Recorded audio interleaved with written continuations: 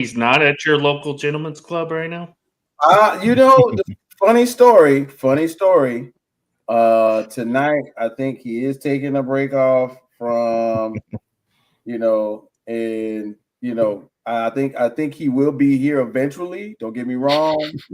You know what I'm saying? He might make a pit stop at a bar. It's Tuesday. There is basketball on. So it is liable that our fun-loving Jay may just stop in to grab a drink or two or some wings and then join us on the show a little later. But yeah, welcome, ladies and gentlemen. It is November the 25th, 2025, just hours away, 48 hours away from Thanksgiving. I don't know if y'all are excited about it. I am. There's so many things to be thankful for. We'll definitely get into that. But gentlemen, how y'all doing tonight? Alan, Bobby G, what's good with you? All good, man. It's a fantastic weekend. When checked out the new Wicked film. Okay, all right. With the fam, and then took the youngin to we went to go see the Browns and the Raiders do battle on the football field, his first NFL game. Wow. Okay, and he got to see Shador make his debut. Like how to, with you having eyes on the product, bro, how do you feel about that? I mean, he did decent. He missed some throws, but he made some plays. It was definitely an improvement from what we saw last week. Mm-hmm. He didn't run backwards. I mean, he had to pick, but other than that, pretty clean football. Clean little things up pre-snap, but overall, I gave him a B, and we'll see what he can do next week against a better opponent. I got you, and then in the end, for me, and of course, we'll get into it further later on in the show. I think it was a great opportunity to see how he was going to deal with the adversity, because I knew they was going to hit him with them questions. I knew they was going to hit him with them questions as soon as it was over. They was going to ask him some tough questions. So I think he dealt with the media really well as well. So big shouts out to Shador. Yeah, I'll talk about it when I get on my soapbox. You see, y'all see the message. Yeah, exactly. Shador fans are the real haters. Oh, wow. Well, before we get into that, man, we might as well go jump straight into the warm-up, man. Disney and F1 cruise around Vegas for the ages. It's crazy to me, right? Because I've been watching this take place for years now, and I've been kind of on and off, and I didn't know what was going on, but I really had to pay attention. So they turned Las Vegas for about 4 days into a whole racetrack, bro. A whole racetrack complete with grandstands going around the Bellagio, the Aria. Look at that. I got a ghost in here. Y'all, I wish I could hear. But anyway, all kinds of stuff is going on, and somehow, some way, magically, Las Vegas is like transformed into the hub for F1 racing. Have y'all got a chance to check this out? Yeah, I mean, well, of course. I was about to say, what you do, Bobby? I remember the pain and the struggle in building that crap. Wow. Yeah, and it seems as though like that is one of the wildest things to kind of put together, like a whole racetrack, cutting off streets, angles, the strip. It's going all across all of the famous hotels, all of the famous landmarks. And then at the same time, of course, they put the spear somewhere out there. So it's kind of tied into what the whole weekend was. It's crazy to me because in my mind, I was like, who could put this type of production together? But then, of course, there's only one answer. Everybody knows the answer to this question. And it's Disney, okay? So F1, in a collaboration with Disney, pretty much did what they call Fuel the Magic, or are doing what they call Fuel the Magic through 2027. Of course, they're going to be live entertainment, productions by Disney. Mickey Mouse, who was the conductor in front of the Bellagio famous water fountain and water area, aquatic area. The unique nighttime spectacular featured Mickey Mouse in front of the Bellagio, the Disneyland band performing the national anthem, appearances by Mickey and friends, merchandise content, Disney Formula One collection of merchandises, and behind the scenes spectacles that you could only witness if you were in the partnership. So there was really a lot going on, and it's, to me, one of the wonders of the world to see how it's turned out. And I thought, hey, look, 50 laps around Breakers, bro. That's a. I went to, I was like, yeah, they are. See, this is not a game. They are really out there riding, because I turned on the basketball game, turned to the F1. Basketball went off. The second game went on. Went back to the F1. Second game went off. Still more F1. Bobby G. And as a person that lives in Vegas, bro, what's your experience living while this is happening? Easy. As a local, you just know where to go and where not to go. Like, big misconception. A lot of people think that don't live here or never been here. They think the Strip is like downtown Vegas. It's not. It's not downtown. It's just Strip is its own thing. Actually, the suburb I live in has its own downtown, so I don't even have to go down there, like at all. And then even if you do, the locals, we know the back streets and what not to take to get around. So it really doesn't affect us. It affects the tourists more so than the locals. Like, if you're coming to visit and it happens to be that weekend, it's gonna be a pain for you to get around if you're not here for that particular activity. If you're just here, hey, have some vacation time, I want to go to Vegas. Oh snap, it's F1 weekend. Yeah, you're probably gonna have a bad time, bro. So yeah, it's more pain for the other tourists, for the non-F1 folks, than actual Vegas locals. And that's somewhere in my mind exactly what it was. Like, it's just like if you used to live in your local, in your town, wherever you are. Yeah. The cuts, which highway to get on off of, what I'm saying, where to make the left or the right at, so that you don't run into traffic every once in a while. You go by your people Pookie and them house, mm-hmm. And you make a right over there. It's a gas station. You hop out, you get your fried chicken, you get to your destination. So I figured, especially somebody like you, Bobby, I figured you would know that. But then I did the math, and I asked ChatGPT. I said the Las Vegas Grand Prix runs on the Las Vegas Strip circuit and has 50 laps, right? The circuit length is 3.853 miles, right? The race distance with 50 laps is 192.599 miles. So 50 laps is about 192 miles, 309 kilometers. Now, I saw the end spectacle, and I was like, man, this is it. This is the spectacle that you want to see, because I don't think all F1s kind of have that type of showmanship in it. Does anybody know? I'm not a fan personally. Right. But in the end, I'll tell you this, right? They had a pink Lego brick Cadillac, right? See that. Pink Lego brick Cadillac, complete that drove complete with Lego, completely covered in Lego bricks. Okay. Driven by look at that. Of course, nobody knows. My guy Terry Crews, right? Terry Crews was in. I don't know. Don't ask me how Terry Crews get involved. Terry Crews do, America's Got Talent. Terry Crews do Ram truck commercials. Terry Crews is in there driving the car with the F1 races, doing a little and I want you and I need you. Like that's he never gonna let that die. That's always gonna be Terry Crews. And then somehow, some way, I would be remiss to not mention the winners.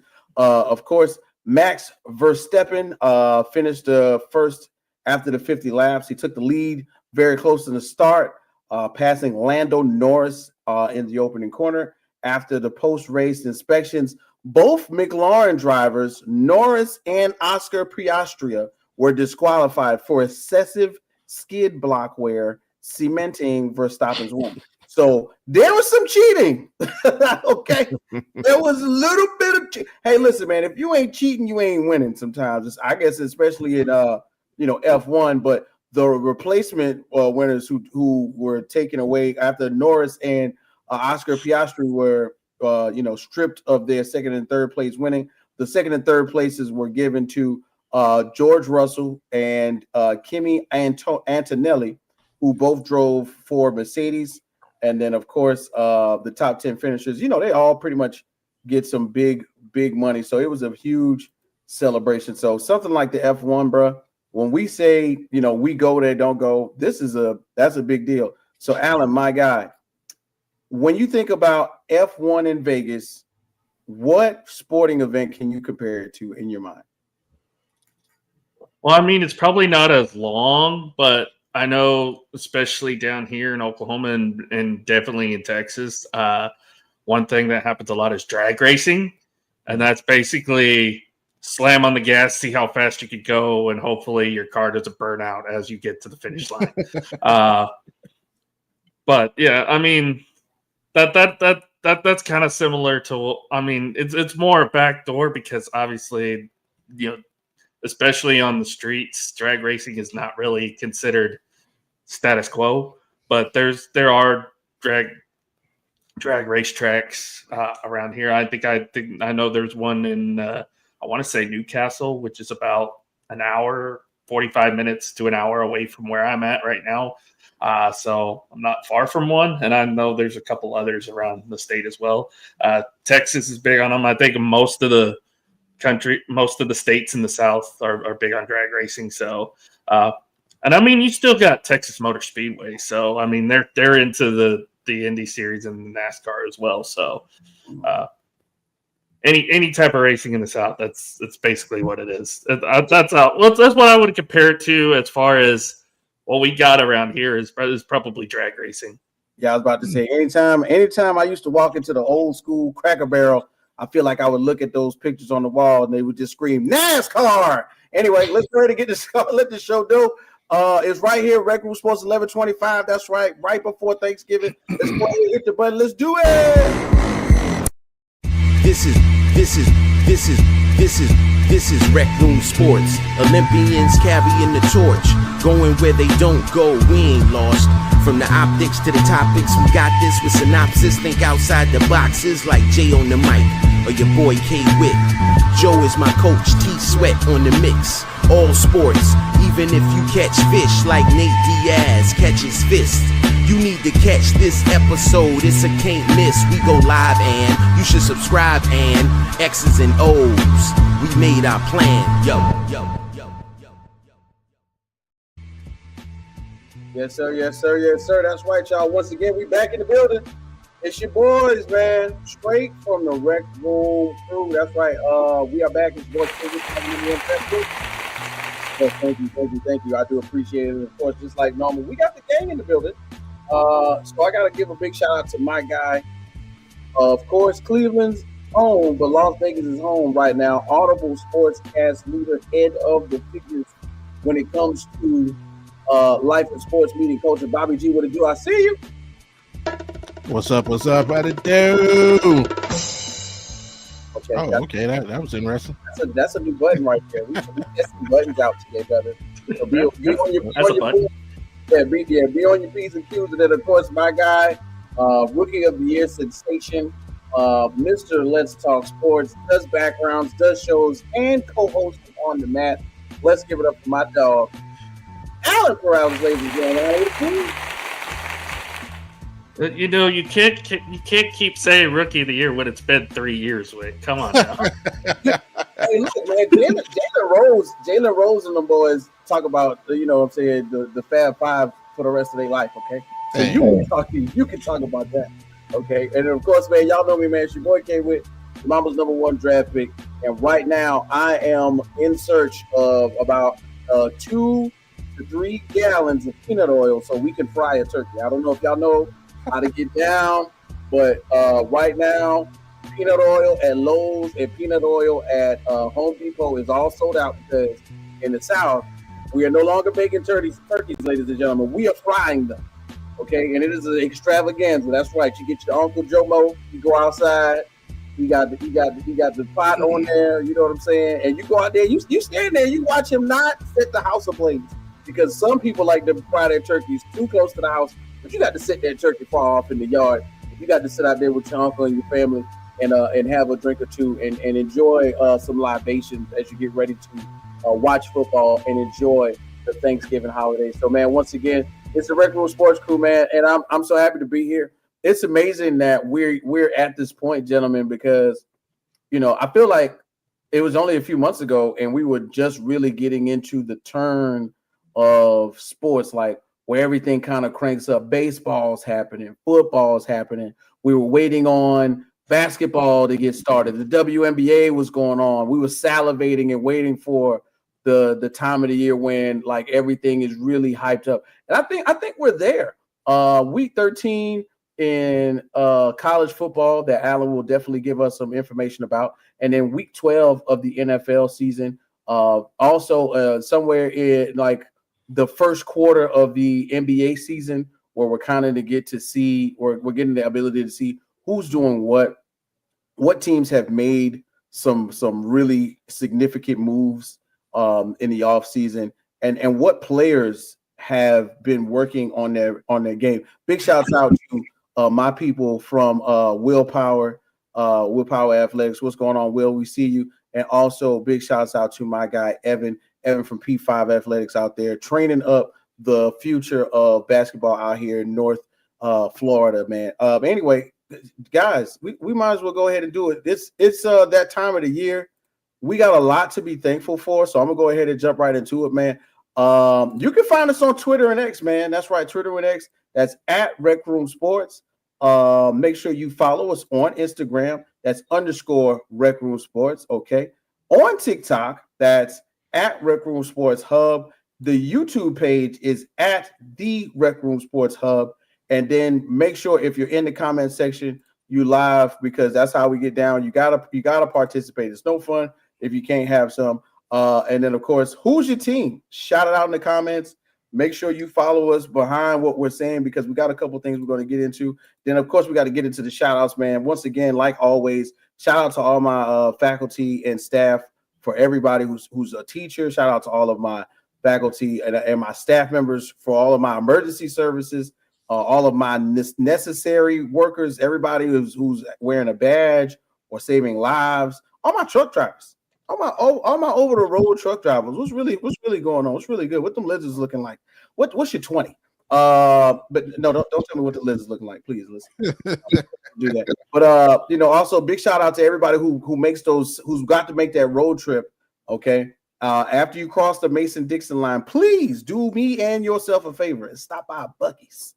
Get something to drink. Get one of those good old brisket sandwiches that they keep on showing on TikTok and Instagram, and let us know what that's really like, because Buc-ee's is the destination. They got Buc-ee's over there in Vegas, bro? No, not that far. Nah. Okay, man. You listen, when you Alan, Buc-ee's in Oklahoma. The closest one, I believe, is by Windstar, which is about an hour and a half from OKC. So I would like it. I think there is rumors they are building one here in Oklahoma, though. I'm not sure where.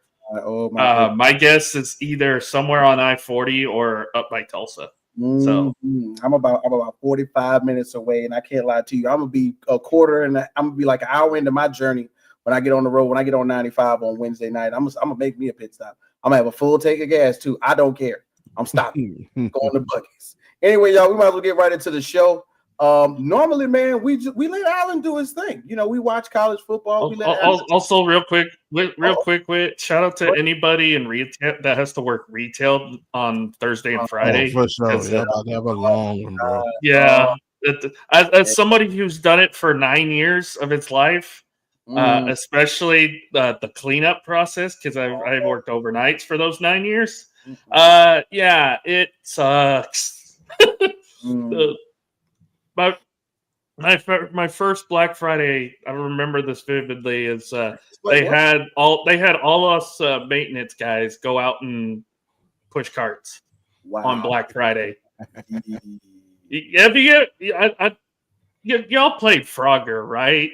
I've done that. I've done that in real life. Dodging the cars in the lanes, dodging cars, dodging crazy people trying to run you over with TVs. It's not pretty. It's not pretty. I can only imagine, Alan, you and a team of guys running through various lanes of traffic with shopping carts. And you're right. Shout out to everybody who worked retail on Black Friday.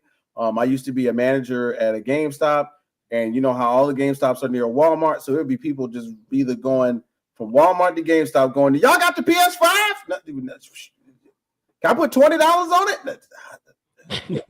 I got the Pokemon figure. Yeah, all of that is going to be going down because, of course, we're going to be getting ready for the holiday season. You run out in the first 30 minutes, and you're like, guys, sorry, we got no more. We got no more. I'll tell you a quick story. The funniest thing was the Black Friday, if y'all remember, maybe 5 years ago at the Max, they came out with a mini Nintendo system with like 50 games on it. And they did it just like twice. They let them go 2 times, and the second time was on Black Friday. When I tell you 125 people was in line just for that little Nintendo, I'm telling you 125 people was in line just for that little Nintendo, and they only had 75, so it was crazy. But, you know, once again, big shouts out to everybody in retail getting ready to handle that Black Friday rush. But anyway, like we were saying, week 13 in the NCAA college football season just passed. Alan is normally on a roll with how he gives us the top 5 things that we missed from the NCAA college football season because, of course, there's so much football going on. But Alan and the guys from Lock It In are keeping their eyes on everything. Big shouts out to my guy, Tanner Dawson, and my guy, Uncle Scott. You know, we appreciate you, of course. And, you know, somewhere in my mind, you know, I want to make sure that you guys are tuned in to Lock It In, a special episode of Lock It In tomorrow. If I'm not mistaken, we're going to be doing a holiday episode of Lock It In with the guys, Tanner, Scott, and of course, Alan right here. So let's go ahead and get into it, Alan. You got a reason to be thankful technically for us as far as the Gimme 5 is concerned. Is that right? I mean, yeah, there's definitely a lot to be thankful for this season. And yes, we are indeed doing Lock It In tomorrow. It's going to be a combination of college football, NFL, maybe even some basketball stuff thrown in there. There's going to be a lot of betting over the holiday weekend, so we'll be throwing a little bit of everything in there tomorrow. So should be fun time. But yeah, college football 5. I do not have the list on me. Do you have the list? Yes, you have the list. I got the list, man. Look, I even changed the logo. I put a turkey. The turkey has a football in it, Alan. I feel as though this is very symbolic of what we're about to get into. So I threw it up there just for you, bro.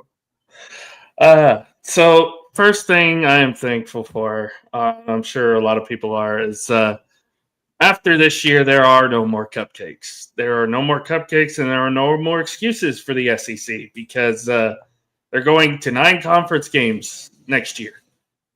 And to me, I get it why they do it. It's giving money to smaller schools. But this late in the season, if you're playing teams like Eastern Illinois, Mercer, some unknown school down in Jacksonville, like, and then you've got teams like Miami who's going, you know, even though they won big, it's a tough road game in Virginia Tech. That place is always tough to play, especially at night. You've got teams like us who had to play in conference against Missouri this past week. Yeah, it's kind of ridiculous that it's like, okay, we get a somewhat of a mini bye week before we have rivalry week this week. So it is kind of ridiculous, but next year it goes away because the SEC has to play 9 conference games now. And yeah, it's more reason for them to just tear each other apart at this point. So, yeah, I mean, some teams are thankful for it. I'm thankful for the tough competition because, you know, it just makes us look better and gets us into playoff. So, the American Conference. I'm thankful for the American Conference this year because it's been very competitive.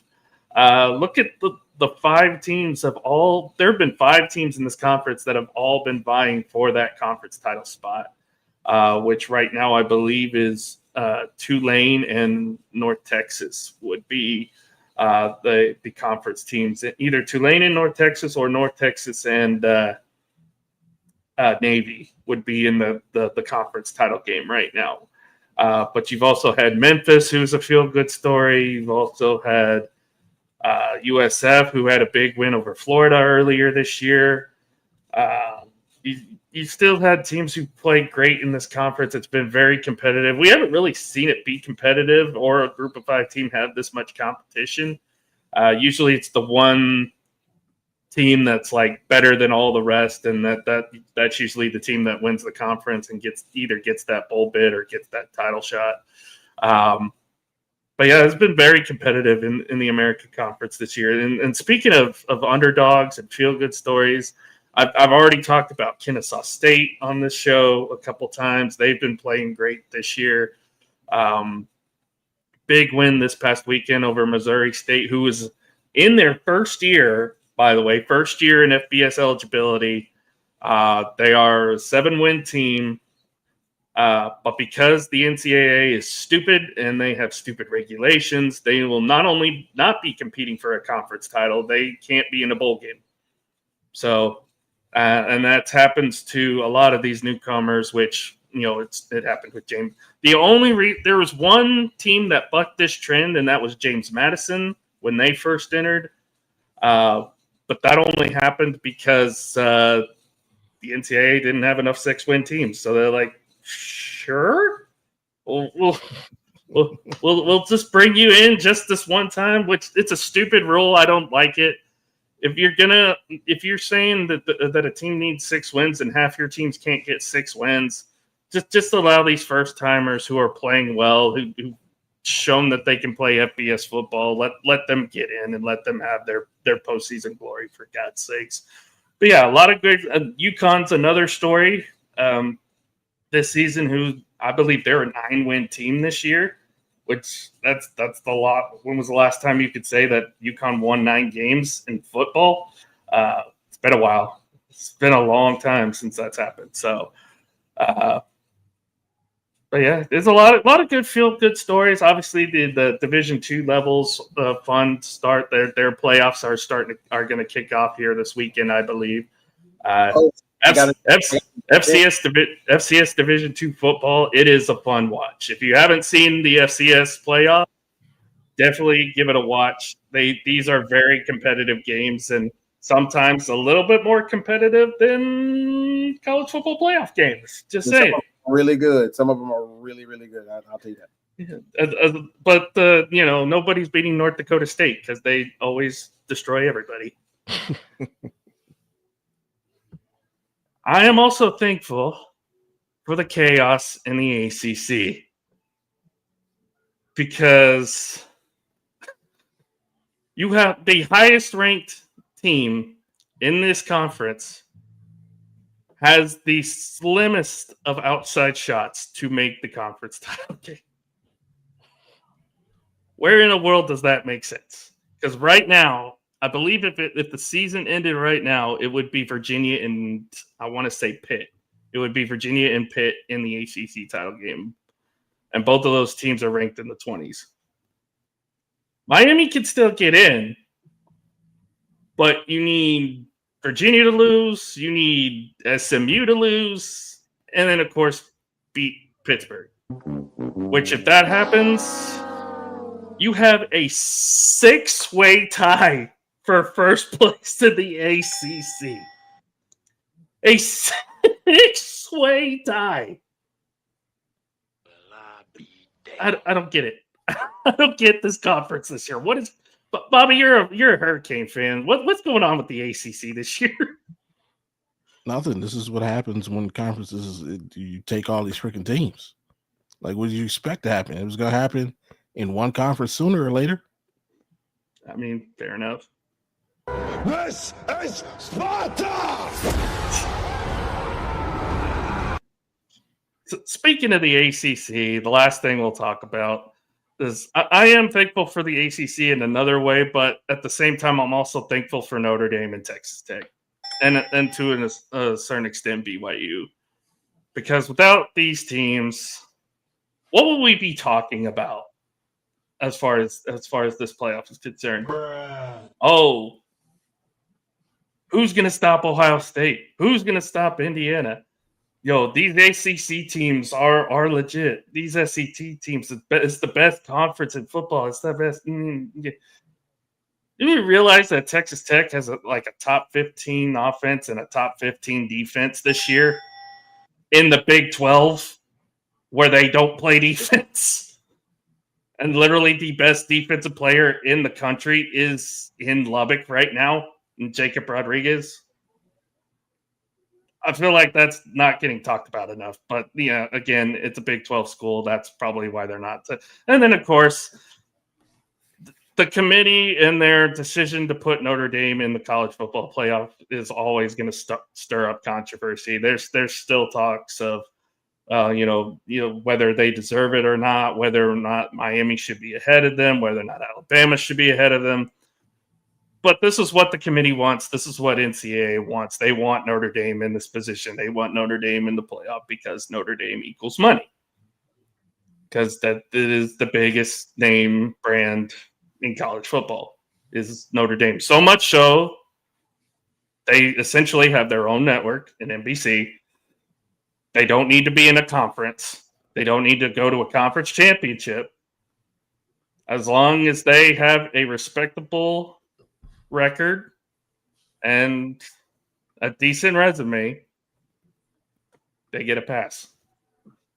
Whereas in past years in the 4 team, they actually had to win out. So, I mean, it is what it is. Notre Dame is what they are. So, we'll see. We'll see what happens when they play actual competition in the playoffs. So, because I think if you look at it, every game they've won this year, the defenses they faced have been outside of the top 100 in all of their wins. The only times they played top 100 or even top 50 defenses were Texas A&M and Miami, which were both losses. So take with that as you will. All right, now see, this is interesting, of course, because for me, I want to throw this out there. As you mentioned, the FCS / Division II playoffs are getting ready to start, and a school near and dear to my heart, very near and dear, played this past weekend against a team coached by first-year coach Deshaun Watson. That is South Carolina State went up against Delaware State, and they won. Yeah. We shout out to the Bulldogs of South Carolina State University for being named MEAC champs once again. Of course, you know how we do. We run the land out there in the MEAC, and now they're getting ready to, I guess, be prepared to go to Atlanta and see who they face once again for the Heritage Bowl, if I am not mistaken. So big shouts out to South Carolina State University and Coach Dennis Berry out there. Still holding it down, man. The lineage of coaching from South Carolina State extends very far, very long. And then somehow, some way, and I would be remiss to not throw this in there. I even though there is the University of South Carolina, Clemson, what else? Multiple schools in South Carolina that you could name, probably that seem more prevalent than South Carolina State University. Nobody knows that South Carolina State University actually has the most NFL Hall of Famers, more than any other university in South Carolina. They come from South Carolina State University. So big shouts out to the Bulldogs for doing their thing this past weekend. But I would also be remiss to say what I'm glad for when it comes to college football, man. I'm glad for the truth in college football. Y'all know what I'm talking about when I say the truth. I'm glad for the truth because Bobby G, it's for you and me. We've been doing this show for a while. Alan as well. I think this is the first year where the truth has come out about coaches and firings. You know what I mean? When I say coaches and firings, I mean the money that is spent. The money that is spent around.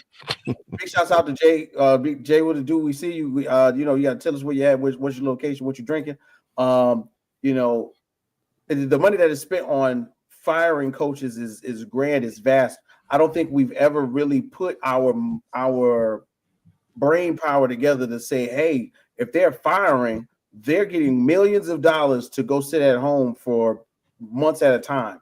For instance, of course, Brian Kelly's suing over his buyout, which is about $54 million. Billy Napier was $21 million at one point in time. Oklahoma State, Mike Gundy, about $15 million. Sam Pittman with the Razorbacks, 9.8. Brent Pry, $6 million with the Hokies.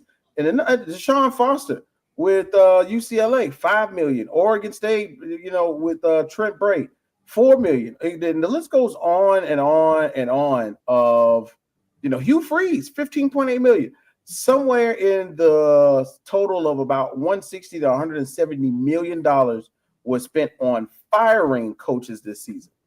And, a lot of noise has been made about what has been going on with NIL, what's been going on with the transfer portal.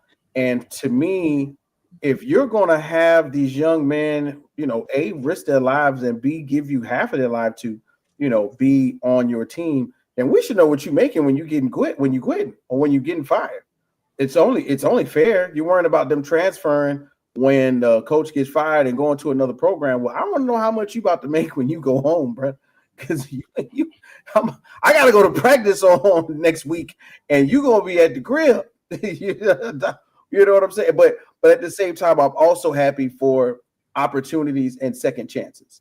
So let me get that straight as well. When it comes to the NCAA and the young men who are and the women who are affected by the transfer portal and NIL, it's great to see that a lot of them are affecting their families in positive ways, and they're getting the options to kind of take their lives over at a really, really early space. I think that is great, and it's influencing a lot of young men and young women to make business decisions really, really early on.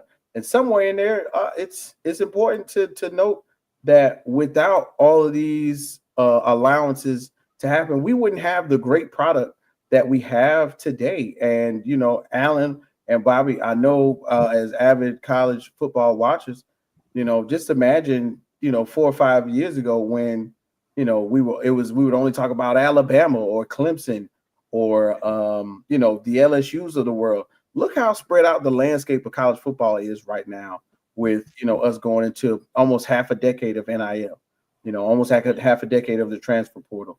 I was going to say, not so easy when everybody's paying players, is it? Yeah, exactly. It's not so easy when everybody gets the opportunity to play players. Of course, think about it. The Pony Express, SMU gets put back into the fold, and they were one of the teams who got the death penalty because of playing players. So they was ready. So soon as they said it's okay, SMU forked out the money, ladies and gentlemen. It was okay. It's all right. And I think that it's only fair now that the tables have turned on many universities who are reaping the benefits of. I don't want to say that they were doing illegal things because these are all allegedly. But think about University of Southern California and what ended up happening with Reggie Bush and his Heisman Trophy being. We've gotten. Bobby, I know Bobby's seen them. We've seen all these Netflix specials where all those guys were going, yeah, I was signing, autographs in a hotel room, and I would walk into the next room and there would be an envelope full of money. Nobody would be in the room, but the money would be there. I would take it and go about my business. Now I'm thankful that the truth is out there. I'm thankful that, this is not just a 1 or 2 person thing like it might have been in the past. I'm thankful that these young men and women are reaping the benefits of their time and hard work at a full-fledged pace now, and I'm good with that. Bobby G, you good with it? It's a placebo effect. I mean, I'm glad the kids get to go where they want and move around, and I'm definitely glad that they get to put a couple dollars in their pocket because that's well deserved. But as far as just the effect it's having on quality or just making college football what's the word I'm looking for? Like it's the same. It's the same. Like the same teams are gonna dominate at the end of the day because it's more than about talent. I mean, it's so like they don't call football the ultimate team sport for nothing, and it's so much more than just going out and get. Look at for example, look at Miami. We went out and gave Carson Beck $7 million for what? He's terrible. He's like for what? Like why? You know, UCLA they gave Nico what? $7 million for what? He's like, you know what I mean? It's so much more. So, and it's just it's just do you have the gun? Look, Nick Saban was so terrified of NIL, right? Mm-hmm. But look where Alabama is, still in the national championship race. Why? Because somebody had the balls enough to actually do some coaching. Nick, That's all it took. That's all it took. Just a little bit of coaching. So, yeah. Yeah. Speaking of coaching, it also you mentioned with all these coaches getting their buyouts, getting fired. I think what's more detrimental is when you know a coach is talking to another team mid-season. Like we can say it's not true till we're blue in the face. Lane Kiffin's been talking to LSU all season, or for a good part of it, and it almost seems like, from what I've seen, it's almost a done deal at this point. Think about that. This is a playoff team. This is a team that is, they win Friday, Saturday, whatever day the Egg Bowl is. They're going to the college football playoff. They could be going without Lane Kiffin. He could up and leave Ole Miss before the playoff to take what might be like a $90 million deal from LSU. It's the same thing Lincoln Riley did to us. He had been talking to USC since the Texas game. So he had already planned to leave the University of Oklahoma midway through the season. Didn't tell anybody. Didn't tell anybody in the staff. Didn't tell any of the athletic department. Didn't tell the director of the college. Didn't tell any of his players. He was planning to leave the state in the middle of the night and it be announced that he had took the job at the press conference at USC. At the very least, with this one, see, and this is why when Ole Miss put out the post saying that we're going to make a decision on Lane Kiffin after the Egg Bowl, that tells me he's leaving the program. That tells me he's out the door and he's going to LSU. I mean, at the very least, you know about it, but at the same time, you're going to be fighting for a national championship, and you're just going to leave? That makes no sense to me. He's done a great job at Ole Miss. He's got a great team up there. I don't understand why, and he did this to Tennessee. He left them high and dry. He killed the Raiders program. I don't know what he did to the Oakland Raiders, but that was a disaster. Did the same thing to Alabama to take the Ole Miss job.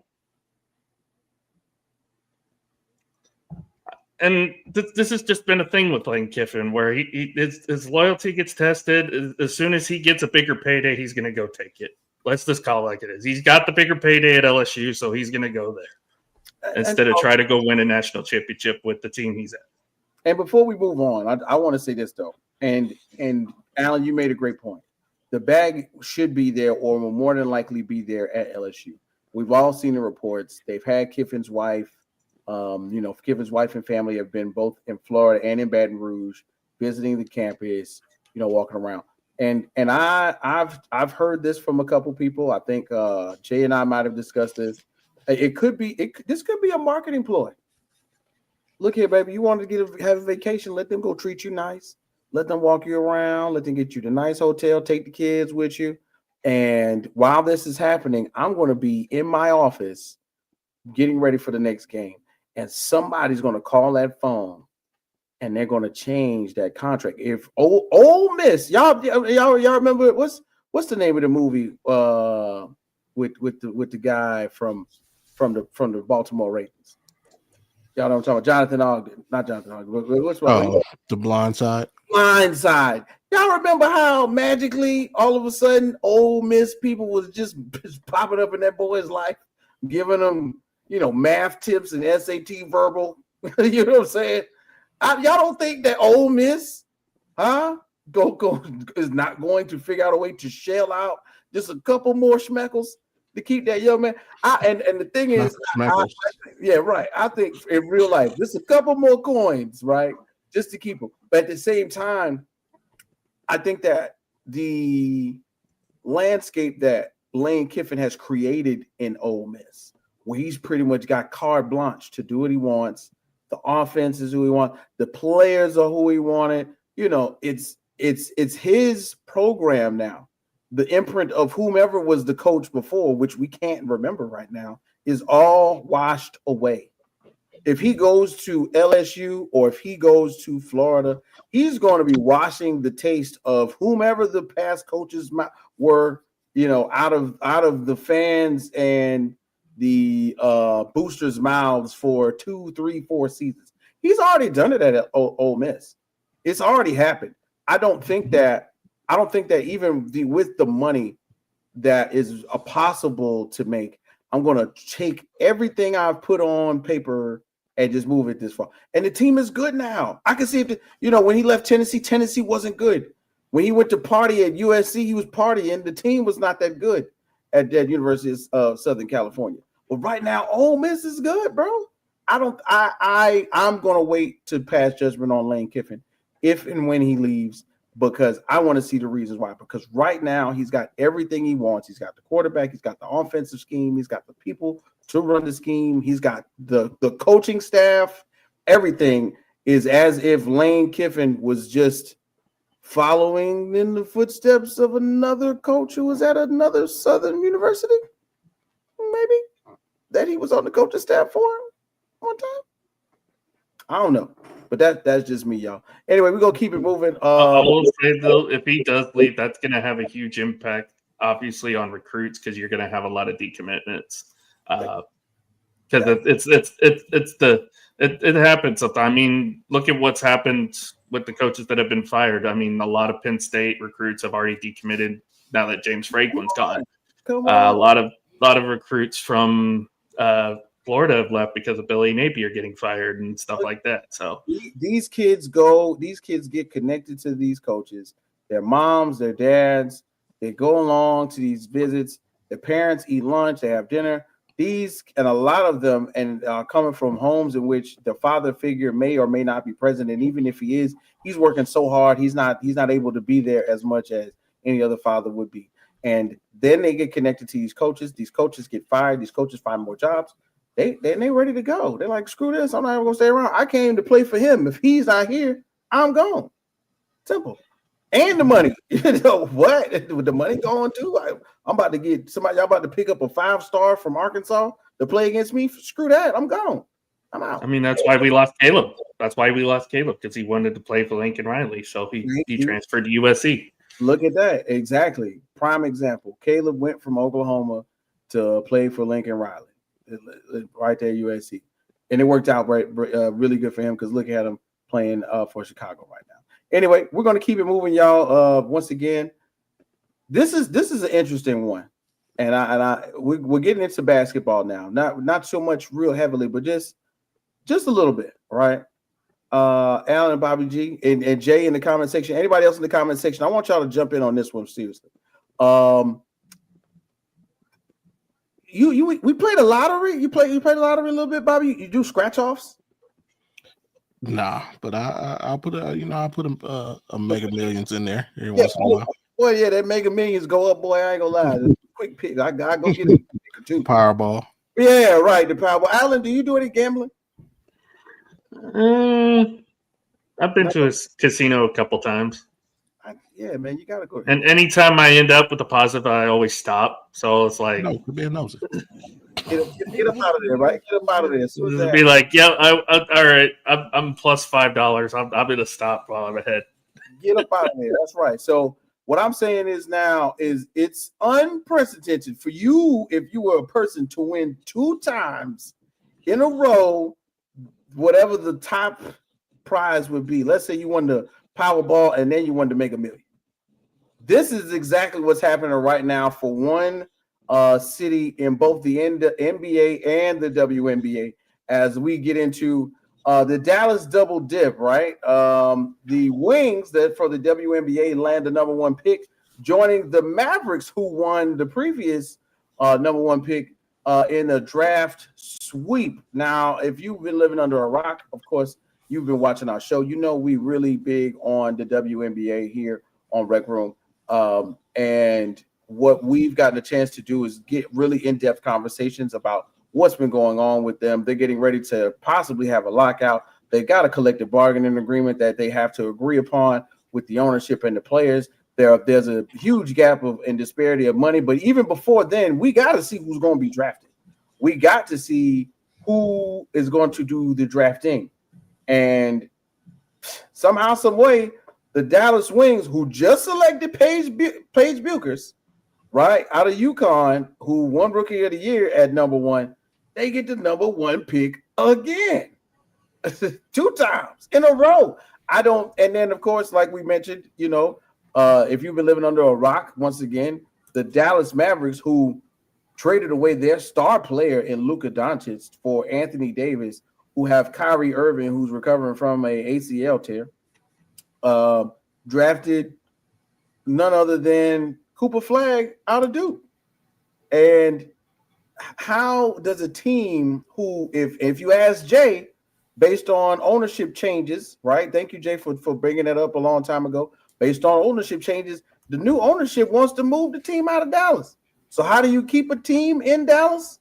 You get 2 draft picks right at number 1 to rebuild the teams with for both franchises. Bobby G, man, you're a basketball head, man.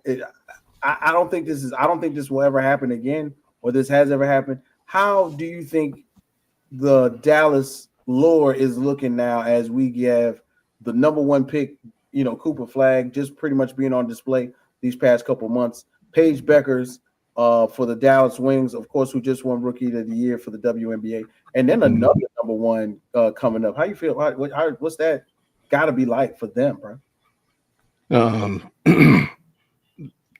Honestly, sad.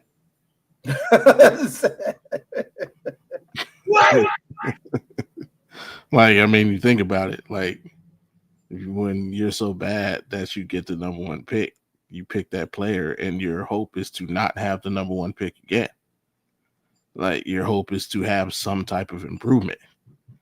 They improved all right. They won 9 games in 2024 and they won a whopping 10 games in 2025 to earn their 2nd consecutive number 1 pick. So yeah, like I'm not happy. I'm like, some got to give. What are we doing? Obviously it's very difficult to get the draft wrong when you have the number 1 pick, and they didn't, they picked the right player. Honestly, I'll take that back. I would have picked a different player, but for all intents and purposes, they picked the best player in the draft. Now what? We repeat that process all over again? We're going to win 11 games next year? So we got to see what gives, man. What else are we doing with the roster? How do we construct? And you hit it on the head, man. That CBA is going to have a lot to do with it and what happens with the season. Like, there's the potential that every player in the WNBA not on a rookie deal, could become a free agent. And so, that could be huge. Now, that could be huge. I would be happy. I would trade the number 1 draft pick for if that would happen to make a move on one of those free agents out there. But yeah, if I'm ownership or front office, yeah, I'm like really disappointed to be back in this situation. I know you said it never happened in WNBA. I don't know if it ever happened, but I know NBA, like it happened with Orlando, famously, where they get Shaq and Penny back to back. But remember, they were terrible when they got Shaq, and then that following year, they actually had the worst odds for them. So it was a miracle that they got that second pick. They didn't really earn it. It just luck found their way. Luck didn't find Dallas. They were just terrible 2 years in a row. So what are we doing? Yeah, man, you're right. Luck didn't really find Dallas. They just weren't good. The Wings just weren't a good squad consecutive year. Yeah. Alan, man, as you are an Oklahoman, and on the outside looking in, thinking about the Dallas Wings and the Dallas Mavericks going back to back with number 1 picks, like what's your take on the way that they should assumption? If we assume that they will be better, right? 2 years in a row. I mean, we could probably ask Tennessee next year, see how they feel, but because they're likely going to get the number 1 pick again. But I mean, look at what the city of Dallas has had to deal with this year. Again, back-to-back number 1 picks in WNBA. Yeah, you fired Nico, but at what cost? Your entire team, basically. And now you got a bunch of old heads who can't stay healthy, and Cooper Flag, who has little to no help. So yeah, Dallas not doing well there. I mean, we just traded Simeon, so if you're a Rangers fan, it's hurting. Cowboys are providing a little bit of sustenance, but again, yes, it sucks in the city of Dallas right now. But it's like you said, Bobby, if every single player that's not on a rookie deal is up for grabs, it's going to be the Wild West in the WNBA. Let's just call it like it. It's going to be the Wild West. It's going to be whoever can put up the highest bid to get these players in their organization. And if somehow Dallas puts together a good roster, hey, it works. If it doesn't, you'll be right back here next year. Y'all ever play on the back in the day, you get on like an NBA Live or a Madden, and then you do the fantasy draft where everybody's just a free agent and you just pick who you want to try to make a team. Y'all ever did that? Yeah, I just did it today. That's exactly what we're looking forward to when the WNBA season takes place. But once again, we are still in the space where the collective bargaining agreement has not been completely hammered out, where we have seen the livelihood of these women be pretty much put on blast due to social media. How they're living, what they have to do, what they're going through, that they have to play in other leagues across the world in order to make a living. But they're stars. Some are superstars here in America. And the inception of a couple players, which of course everybody knows, Caitlin Clark and Asia Wilson, and of course Bayou Barbie, and all. We got a good bit of so much star power, so much so that Breonna Stewart and Afisa Collier got together and made a whole nother league where the Undisputed will be happening very shortly. And then of course we talked about another smaller league, the Upshot League, coming into its inception in 2026, which will be for a 505 women's league as well. I think that there's so much going on with this because right now everything for the WNBA is up in the air. But then for the NBA, to be real with you, I got a chance to watch a little bit of that game, for the Emirates Cup with the Dallas Mavericks versus the Pelicans. Cooper Flag looked pretty good. Shout out to Patrick Queen, straight out of Maryland. You know what I'm talking about? Mhm. Yeah. Patrick Queen looks pretty good. I think they need to call him the Big Easy. Because that's kind of very New Orleans like. But I think the Mavericks have a lot to hold on to. And we were talking about the ownership changing, of course, from Mark Cuban to I think it's Marie Egelstein, the owner of, I can't remember which hotel, but a chain of hotels in Las Vegas, wanting to add a casino and all this other stuff like that. These things are what are fueling the fire to say, hey, well, if the product doesn't get better, then let's move it. And I'm interested to see what happens, especially with the WNBA. Oh, guys, hey, Bobby, remember what we was talking about off the air a little bit? What's that? Basketball wise, that is taking the social media by storm. Yeah. So, ladies and gentlemen, if you have been living on the rock, Draymond Green and Kenya Martin have been, for some odd reason, going back and forth on one another and have been declaring each other bums or not good, or you was all right, or as a system player. Kenya Martin went as far as to make a list, and I felt like that list was pretty much everybody Kmart played in his career. Kmart watched him. Then Kmart put him on that list. But then, of course, Draymond, stated his accolades, and it's been going back and forth. Bobby G, man, you helped make this layout, so I'm going to put it up here. And I want you to give some feedback on Draymond versus Kenya Martin, man. What's up with it? I mean, but like you say, if you're been under the rock, like it all started when I guess Kenya Martin was a guest on the podcast. I can't remember which one, so I won't say. But the question was posed to him, who are some of the tough guys in the NBA? He did not name Draymond Green.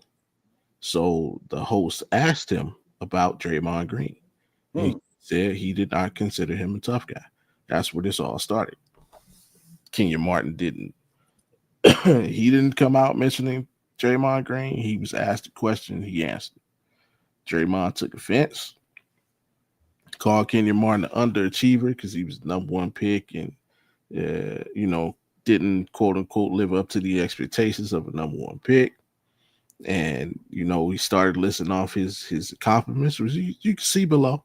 He's four-time champion, 9 times all defense, 2-time all NBA. 4-time All-Star. He was Defensive Player of the Year. Kenya Martin, who's All-Star, made 1 All-Star, and was All-Rookie First Team. And Kenyon took that as like a personal shot, him calling him an underachiever. And that's where you made your list. He basically said there's 200 basketball players better than Draymond Green. And then he went on to 200. 200 basketball players. Not in the And then he went on to just specifically make a list of power forwards who were better than Draymond Green. And now, to Kenyon's defense, he's talking skill set. And I love it because I love talking skill sets.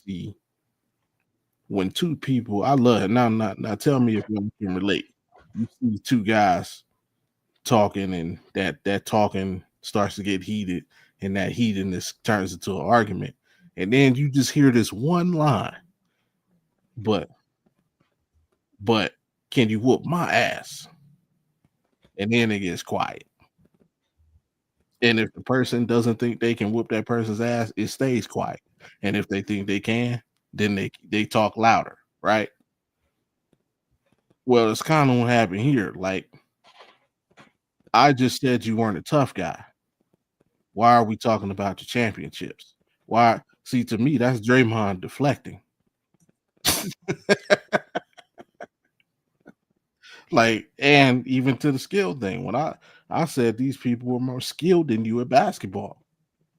You didn't step out on that court by yourself and win them championships.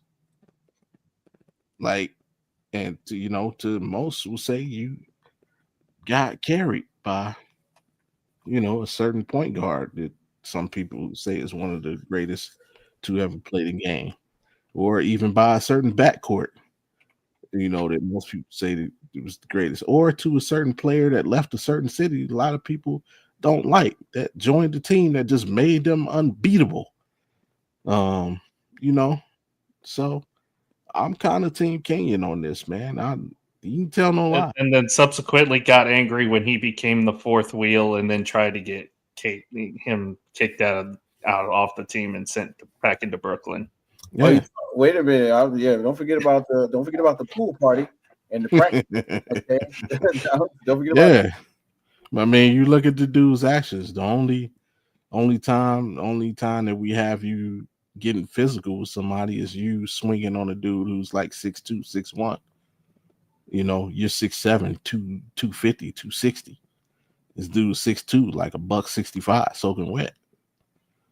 Other than that, the only time you getting on dudes your size is cheap size, right? Even the infamous choke on Rudy, he grabbed him from behind. So, like, where's the toughness at in Draymond? Besides sneaking somebody. Like, and then let's take the furthest example. Like, everybody say LeBron baited him into that text so he get kicked out of the finals. Okay, let's think about it. He felt disrespected because LeBron stepped over him, right? But what did he do? He flicked him, right? You ain't choke Bron. You ain't trying to kick Bron in the nuts. You ain't trying to swing on Bron. You just tried to swat at him like a little fly. So, I mean, maybe that's Kenyon got a point. And then, that's just their career numbers. I mean, yeah, it was Kenyon. He wasn't KG or Tim, none, but that was never his game.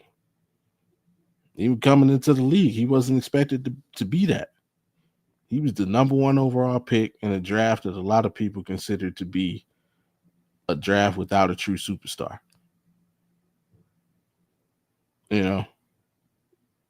Like, but even still,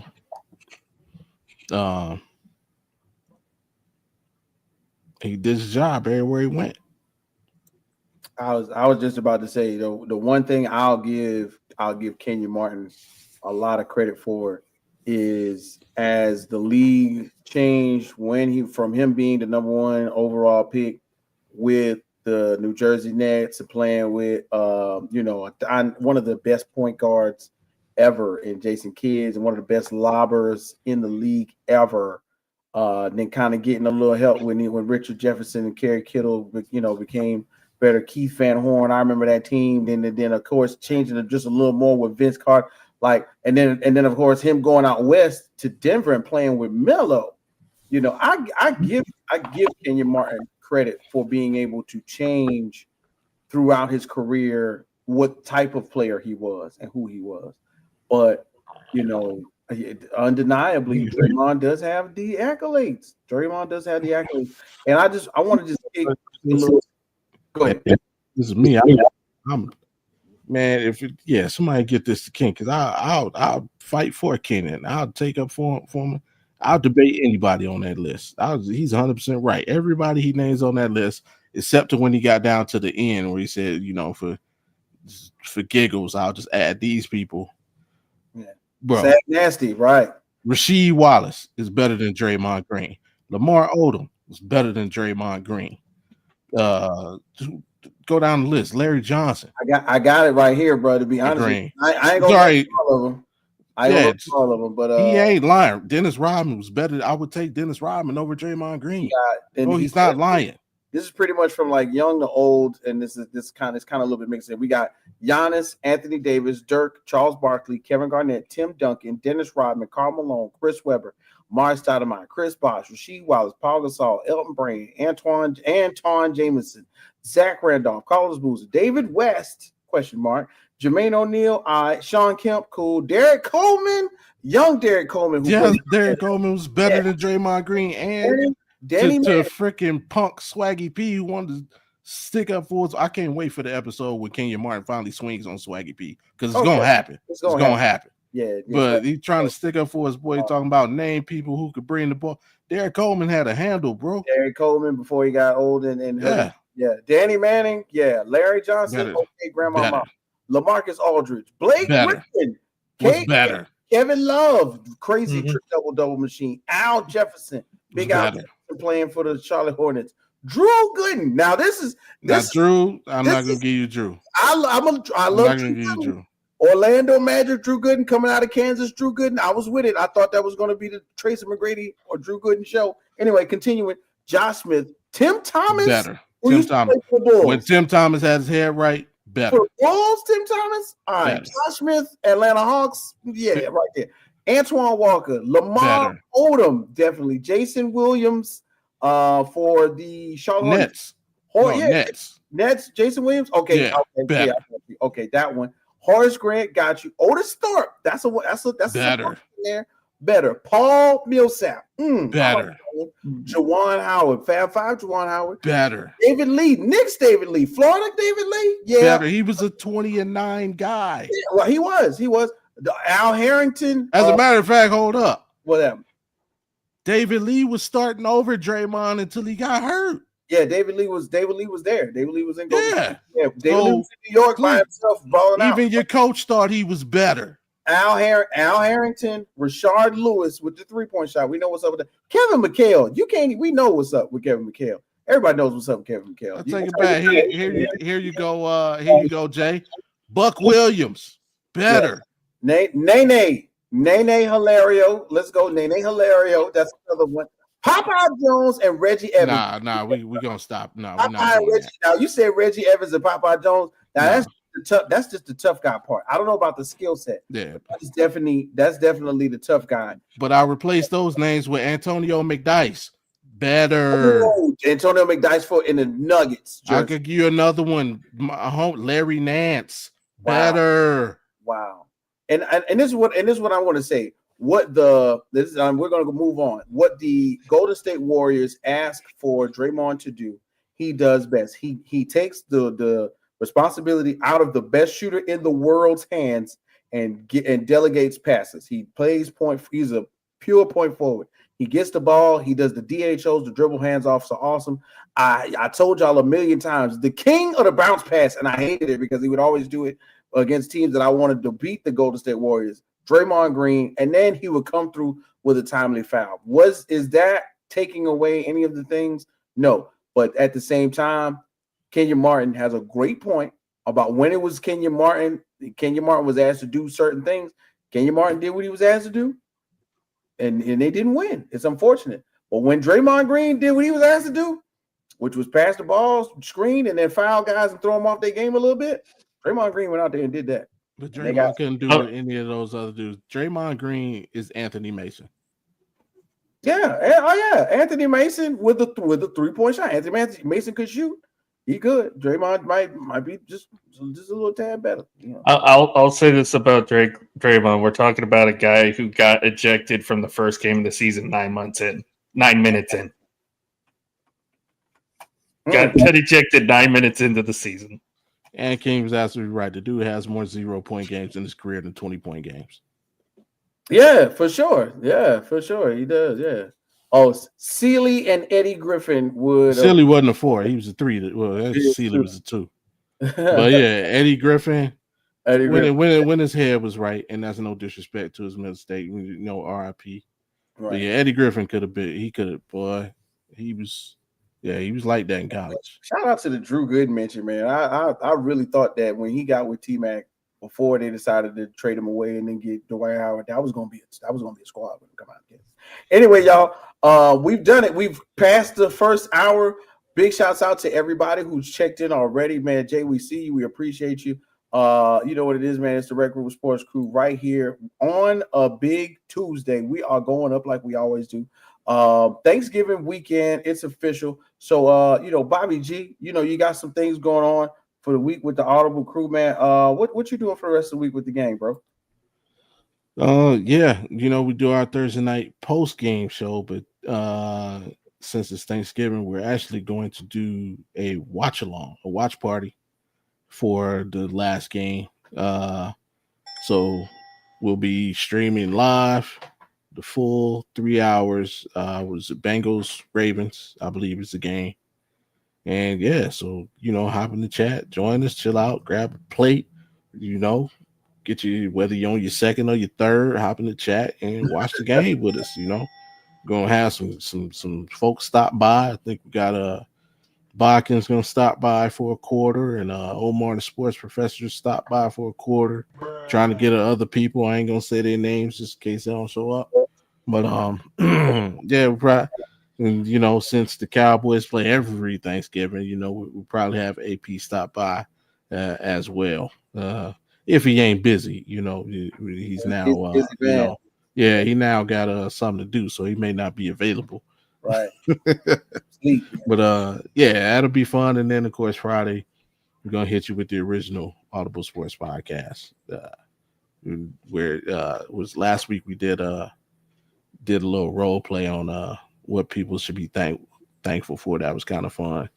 I don't know what we get into this weekend, but whatever it is, it'll be fun. For sure. And then of course, AP man, Allen, you normally got a full calendar, man, with the Thanksgiving holidays. What you doing, what you're not doing for the rest of the week, bro? So yeah, tomorrow we're doing Lock It In. We'll be doing both college, NFL, bunch of other stuff tomorrow. One big show. I'll probably pick Kansas City again because for those who don't know, the last couple weeks, it started with Tennessee. I picked Tennessee to beat us on the spread, and Oklahoma ended up winning. I did it to Alabama the next week. Oklahoma won that game. I did it to Missouri last week. Oklahoma won that game. And I also did it to the Eagles on Sunday, and Dallas won that game. So I'm sorry to all the Chiefs fans that are watching. Wow. Shout out to my guy, Tanner Dawson, who said he went to the Chiefs game this past weekend. Tanner said he was going to go out there and do some brats, do some beer, and do the tomahawk chalk for the whole team. And then of course me, y'all know what it is, man. I didn't know he was a Florida State fan. Oh my God! Not that chop. No, not that one.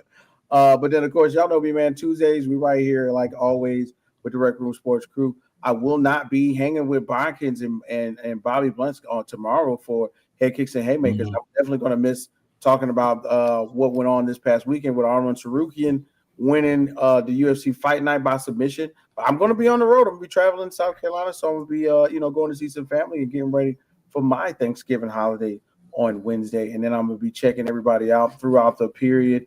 And checking in, via satellite phone, man, because in the country we ain't got no signal. I'm gonna be out there with my uncle, standing by a campfire, spitting moonshine into the woods and seeing what happens. Anyway, but second hour we got to go ahead and get into it. We've got some more things that I really want to jump into for sure. Yeah, Jay, role play. Go watch the episode. It'll make sense. Yeah, I saw that too. Right, anyway, role play. You gotta put the emphasis on that. But right now, like we were talking about earlier, the NBA season is happening. The NFL season is happening. But the NBA season is kind of giving us a better picture of who is capable of what right now. The Eastern Conference. Well, last week we discussed the Western Conference and pretty much said it was the Wild West. The Rockets are good. The Los Angeles Lakers, the LA Lakers are looking, splendiferous. Who would have knew without the King that they would still have been doing so well when you get Luka and the rest of the guys dropping 20 apiece, even some unknown people for LA still doing well. Then of course, we could, go on and on. We got to talk about OKC and how they're looking great. They're almost looking like they're poised to win again. Denver's coming back. It's so many levels to the West, but I would be remiss to not say, let's not think about the East right now, y'all. So it's no longer the easy road in the Eastern Conference, ladies and gentlemen. And then of course, y'all know me, I like to kind of draw the picture in your mind. It's not the easy road. It's not what it used to be. It's a little different. It used to be, clean I-95. Now it's a little bit of turmoil. It looks apocalyptic. It's torn apart. You know, which way are you going? Which way can we go? And I don't know which way we're going, but this is what the Eastern Conference looks like to me now. It's a little gray. It's a little sad. We don't know exactly what's going on, but the pictures might not make sense, but you know who they are. Somehow, some way, right? When we think about the Eastern Conference, gentlemen, it's a toss-up. You know, when normally we get to say, oh, look, the Boston Celtics are healthy. That's not happening this year. Last year, the Indiana Pacers are healthy. That's not happening this year. Bobby G, you have a team to stake your claim on. And right now, they're at one of the healthiest teams in the Eastern Conference with the Cleveland Cavaliers. No, we're not. I said one of the. One of the. Now, I didn't say y'all was the healthiest, but y'all are one of the. No, we're not one of the healthiest. Our starting lineup is yet to play a game together. Y'all not decimated like I would think about when I'm thinking about like the Celtics.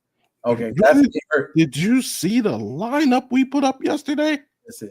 It is to be determined. Yes, I've seen it, but it's to be determined that your players will be coming back this season, right? They'll be coming back this season, right? Hopefully. Okay. Now come back tomorrow. But what about Orlando? What about Orlando? What about the new upstart Detroit Pistons who are playing way better? I believe somebody on the show called the Detroit Pistons being good this year. I believe that was me. I believe that was me. I will take credit for the Detroit Pistons this year. Everybody did. They were good last year. Yeah. Okay. I'll give you that. But right now, gentlemen, as we look at the reformation of the Eastern Conference, what is standing out to you as of the first quarter of the NBA season has taken place in terms of what just is going on with the Eastern Conference? Now, I mean, I'll give you your Pistons, but you want a real call. One thing that's standing out to me, Colin Knippel for Rookie of the Year. I told y'all watch out for that boy, that he could go down there and kind of be the thing that connects all those individual pieces that they got down in Charlotte. Now, as a team, you know, they're not getting the job done, but I heard the whispers in the wind, man. It could be some talk about moving some players around and really centering the team around Khan and Brandon Miller. And so, but no, I thought he would be good. I'll be honest, I didn't think he would come out firing like he is firing. He's averaging almost 20 a night.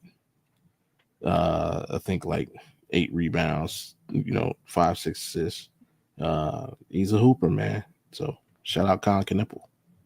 Now I'm glad you brought that up. I was doing a little bit of research on Charlotte because of course LaMelo is somewhat of a fuzzy character. He's making some noise saying that he's considering possibly being traded away. But then I looked at Colin Knippel. So Colin Knippel is actually actively right now making 3.8 3-point shots per game. 3.8 3-point shots. That doesn't sound like a lot, but that's 4 for a rookie. Do y'all know how long it took one Steph Curry to maximize 3.8 made shots per game? How long it took? Probably 5 seasons.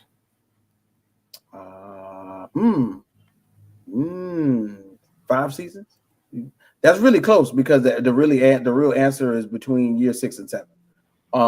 He had to get healthy first. He missed a lot of time. Yeah, a lot of time with them ankles. A lot of time with them ankles was messing them up. And if y'all recall, a lot of what was going on with Steph Curry early in his career was the ball handling and of course the separation between him and Monte Ellis. And then when they finally got rid of Monte and he was this plain old star and they added Clay, that's when he got a chance to do a lot more of the shooting that we kind of grew into getting him known for. But right now, Colin Knippel is doing that in his rookie year, 3.8 3-point shots right now. So big shouts out to Colin Knippel coming in. It's crazy to me as I look at the standings right now for the Eastern Conference, and the top 4 teams are teams that you just wouldn't think of based around what took place last year. And at number 1 at 15-2 is the Detroit Pistons. Number 2 with the Toronto Raptors at 13-5 with a re-energized Brandon Ingram, who'll be having Glorilla on the sideline, all puppy loved up. The Miami Heat 12-6. Everybody was talking about the Heat breaking up, and we're gonna have to trade this one. And oh my God, it's not happening right now. Cleveland 12-7. The New York Knicks, who have a great home record, by the way, 10-6. And then Jay's second favorite team, right, Jay? The Atlanta Hawks at 11-8. And then we could slide down the list a little more. I see some real firepower and some real work being put in by the next 4 teams. And that will be the Orlando Magic, the Chicago Bulls, the Philadelphia 76ers, and the Boston Celtics.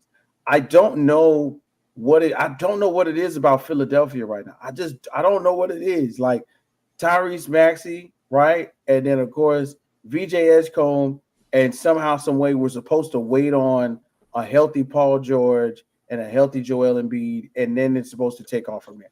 I don't know. I don't know if that's all possible. Maybe they're getting ready to do something big, but I do like the way that it looks, especially on paper, and the way it looks, when we're watching the games right now. The Philadelphia 76ers look like they're ready to take that next step, and somehow, especially when health is not a factor, creep up into that top 5 or 6. Alan, man, your Eastern Conference knowledge is pretty vast, because I know all you're worried about is OKC winning, more games. I know you got that. But when you look at the Eastern Conference, and you did declare for us, at least on multiple times, that Detroit was going to be coming up.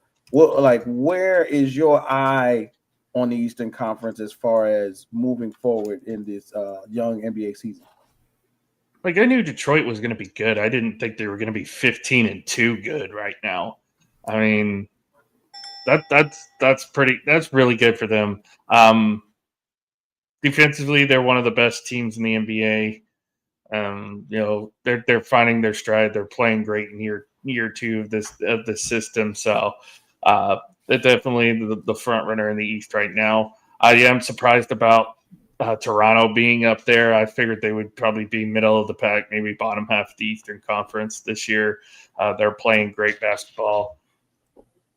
Miami's kind of another surprise. Kind of expected, though, with Eric Spoelstra, the way he coaches and the way that Pat Riley runs that organization, that they would eventually break through into some regard, and here they are. I mean, Cleveland, like you said, Bobby, they just got to get healthy. They'll get back to business once they get healthy. They'll still be probably the toughest out in the Eastern Conference, in my opinion. It will be Cleveland when they're fully healthy. New York as well. They'll be a tough out. I just want Orlando to keep winning just so they keep playing the song, because that's catchy as hell.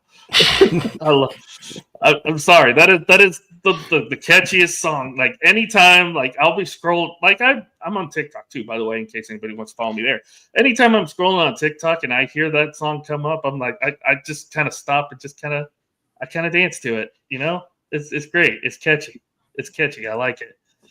And keep an eye on Chicago too. I'll say that. Keep an eye on the Bulls, because I think they found kind of a formula that they can use to win some games this year. So they might be a sleeper play-in team this year, Chicago. All right. Sleepers are 1 and far between. Somewhere in there, I'm Cowboy fan. What? Shout out to you, Cowboy fan. Hey, you and Alan can get together on that one. Shout out to our Twitch stream is going live right now. So if you checking it on Twitch, we appreciate you. Do us a favor, Cowboy fans. Share this live. Tell everybody to get in on the sports talk right now, as we're talking about the Eastern Conference and the shakeup that's happening as the teams are waking up. And Alan, you said it, the upstart Orlando Magic, or the young Magic somewhat, Paolo Banchero is looking very young, LeBronish. I got a chance to see it in person. My wife and I went to see the Celtics and the Magic play the day after they had their Emirates Cup game, and it was wild to see how good that they look together. some teams don't look, very well in person. The TV plays a certain aspect on it, but seeing them in person, the Orlando Magic look good in person. You know what I mean? And I'm talking about, all the way down to Wendell Carter Jr. And do y'all talk about all sports? Funny thing, Cowboy fan, actually, we started off the show talking about F1 in Las Vegas. So yeah, the point is we go where they don't go. Please feel free to follow us on Instagram as well, because we do talk about a little bit of everything. And there is not a thing that we don't talk about. So once again, I'm going to go ahead and put this up there. Yeah, since you want to know, please follow us on YouTube at the Rec Room Sports Hub, and check in with us there, and also on Instagram for sure. But anyway, back to what we were saying. The Eastern Conference, bro, is built around the knowledge that normally the teams at the top will switch up somewhere in there. And unfortunately, the Pacers, who were in the finals last year, it's not going to be the same for them. They're dealing with they're pretty much going to have a major rebuild on their hands very shortly. Brooklyn Nets, when they did, pick up the non-passer immovable object when the ball gets his hand, Michael Porter Jr. Even though from Denver, I didn't think they were going to be any good, and it's still obviously a thing where they're learning to transgress their obstacles on their own, because they just really getting in their own way. But then somebody I'm surprised to see in this position, but at the same time I'm sort of not, is the Milwaukee Bucks at 8-10. Like every year we are looking at Milwaukee and going, man, what's going to happen? Is Giannis going to leave?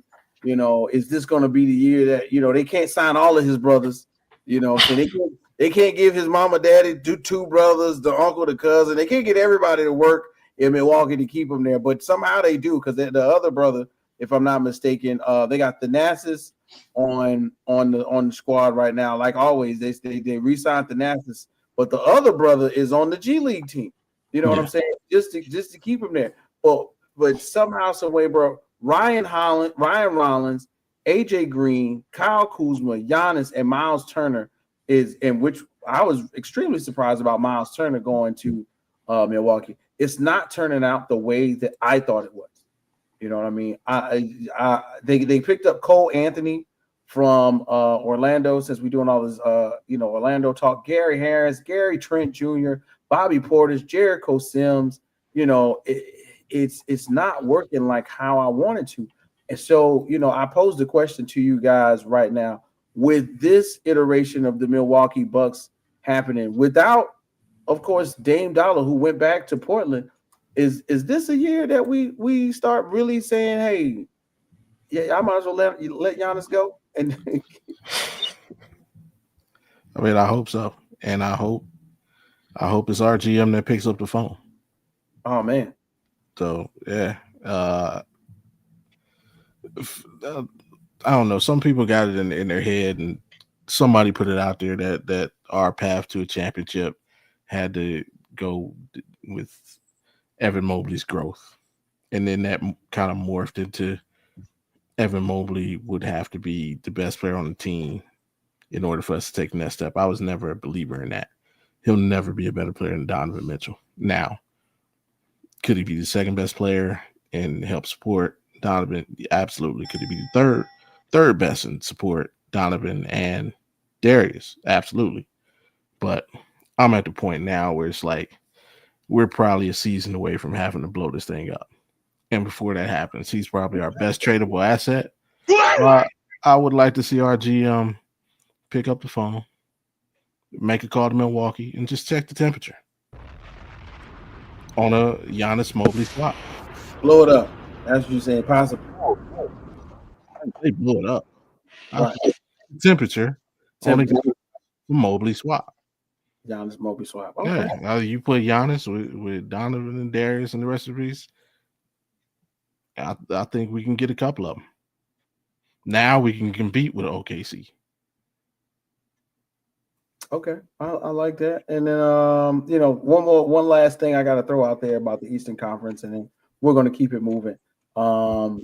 Surprised about the Bucks. Looking forward to Orlando Magic. Recognizing that Detroit is here with their record, but One last thing I got to throw out there. I am excited to see what new coaching does for the New York Knicks. Now, Mike Brown may not be the name that y'all thought he was, but Mike Brown has been connected to winning for a long time. Mike Brown has had multiple stops in multiple winning organizations. I know it didn't look really good with the Kings, but for some odd reason, the Kings like to put two players who play the same position and take the same shots on the same time at the same. I don't know what it is, but the Kings love that. Okay, that's why they're having problems right now. Okay, but anyway, but Mike Brown is now the head coach of the New York Knicks. So big shouts out to Big Bernie. Bernie, what it do? I appreciate you. Can't wait to see you, Daddy. Anyway, and this is the first time that we've seen the depth of the New York Knicks bench come into play, because we all know that Coach Tibbs was only playing like 7 dudes, bro. 7, 8 guys on the whole roster. We're seeing the court at a time, and now we're getting a little bit of rest, a little bit of burn for guys like Josh Hart, who was known to play the entire game. Somehow, some way, we also get a little bit of love for guys like Big Cat, Karl Anthony Towns. We're seeing a rejuvenated Mitchell Robinson, Deuce McBride, Big Deuce. We see him every once in a while, and then Jalen Brunson, who is pretty much the little engine that could on that New York Knicks roster, has returned and pretty much come back into form, just like he left off last season. Is there any way that we can see the Knicks make it back to the Eastern Conference, or is that far-fetched with this first year head coach? What do you guys think? Alan, I'll start with you. I mean, there's obviously a chance. Mike Brown's done a lot of good things in the NBA before, and they have the roster to get it done. So I'm not saying it's out of the possibility. It just depends on how they do compared to some of the teams in the East now.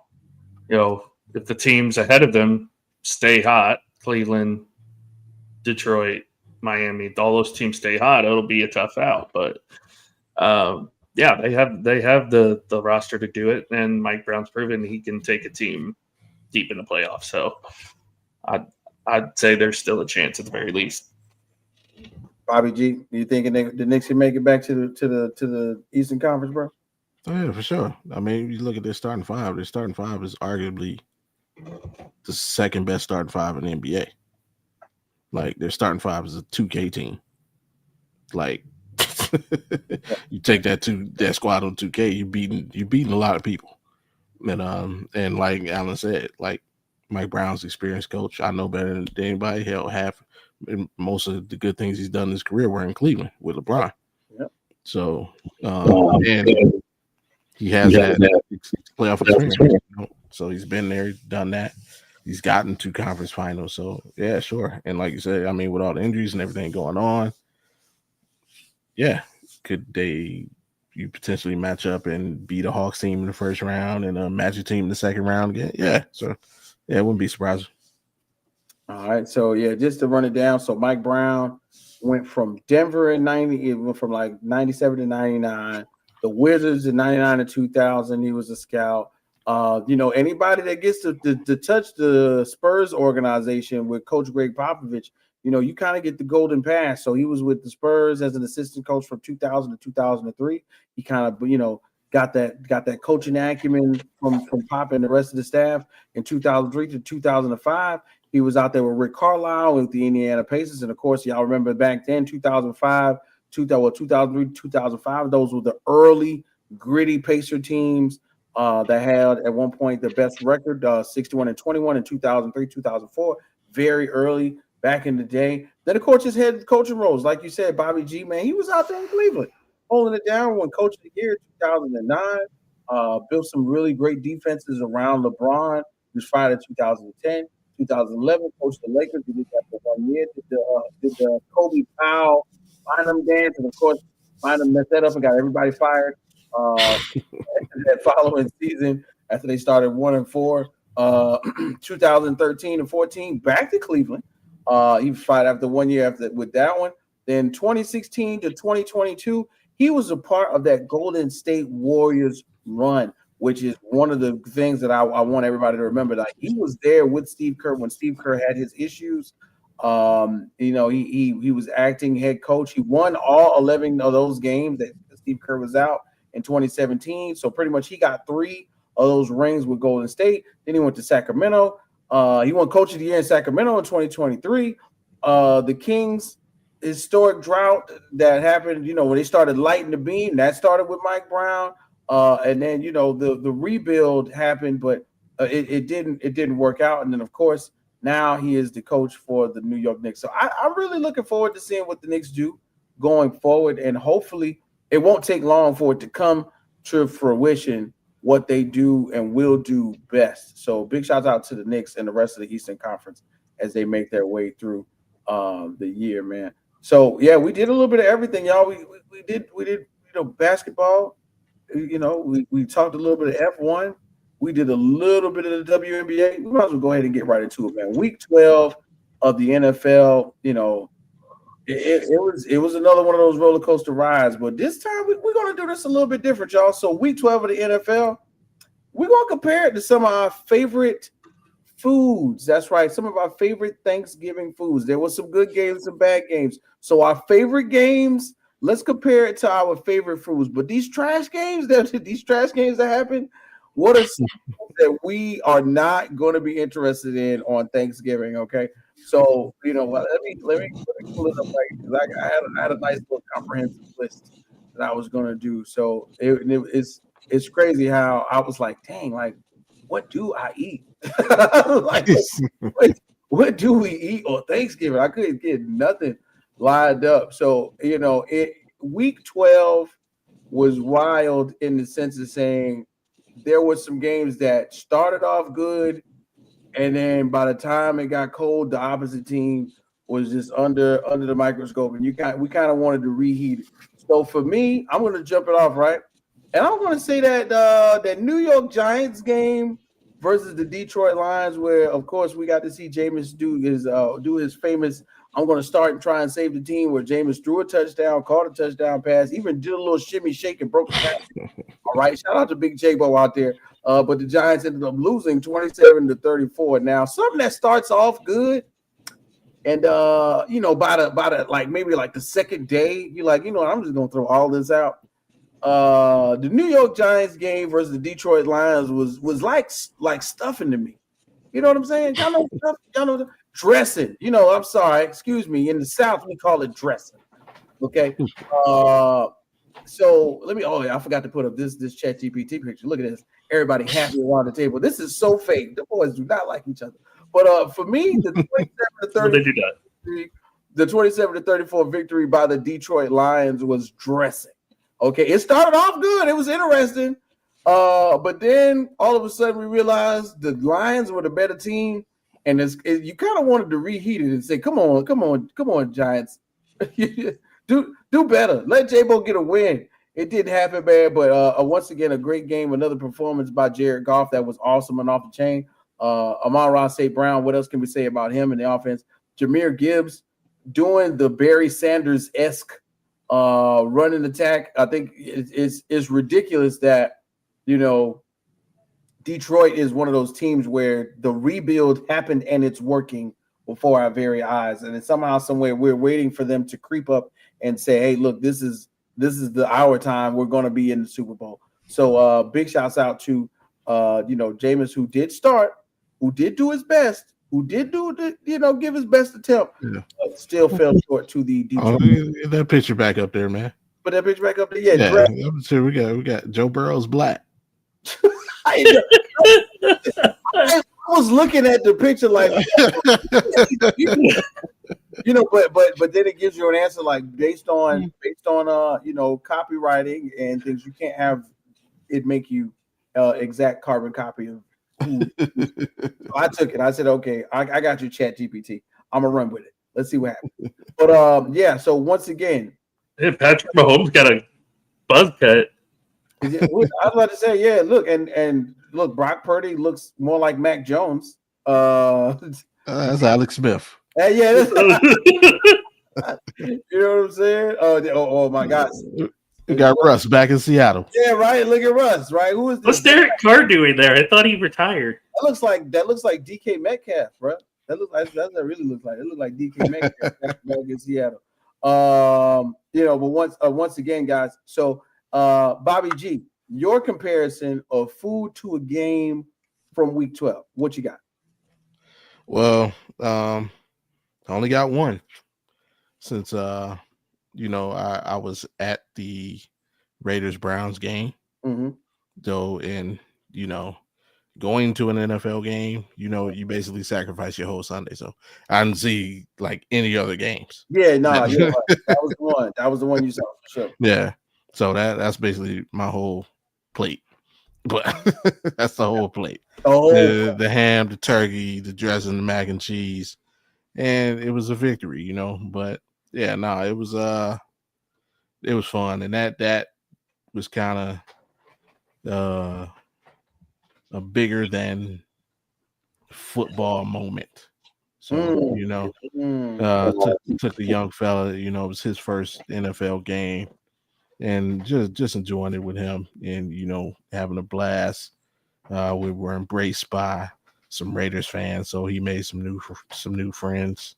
Right. And, just obviously there were many Browns fan in the building. So just being in that environment, having him be able to experience that and, just see how people interact in sporting events and just, we always talk about sports being a great unifier. So, it was just, and to get the victory on top of it, just couldn't ask for a better day. I am your father. That's what you said as soon as it's over with. Yeah, I got you. So it was kind of like, in my mind, it's kind of like going to a stranger's house and getting that first place and it being a bomb, and it being a bomb. How do y'all feel about Shador beating the Raiders? Oh yeah, well you just heard it from Bobby G. So his analysis, Bobby G. Yeah, he was there. Yeah. Bobby's in Vegas. He is a Cleveland Browns fan. I think he felt great. Yeah, I mean, I don't care who beat the Raiders. It could have been Jimmy John. Like, but yeah, like I said earlier, he played well. He improved from his performance last week. The things that I wanted to see him do better, he did better.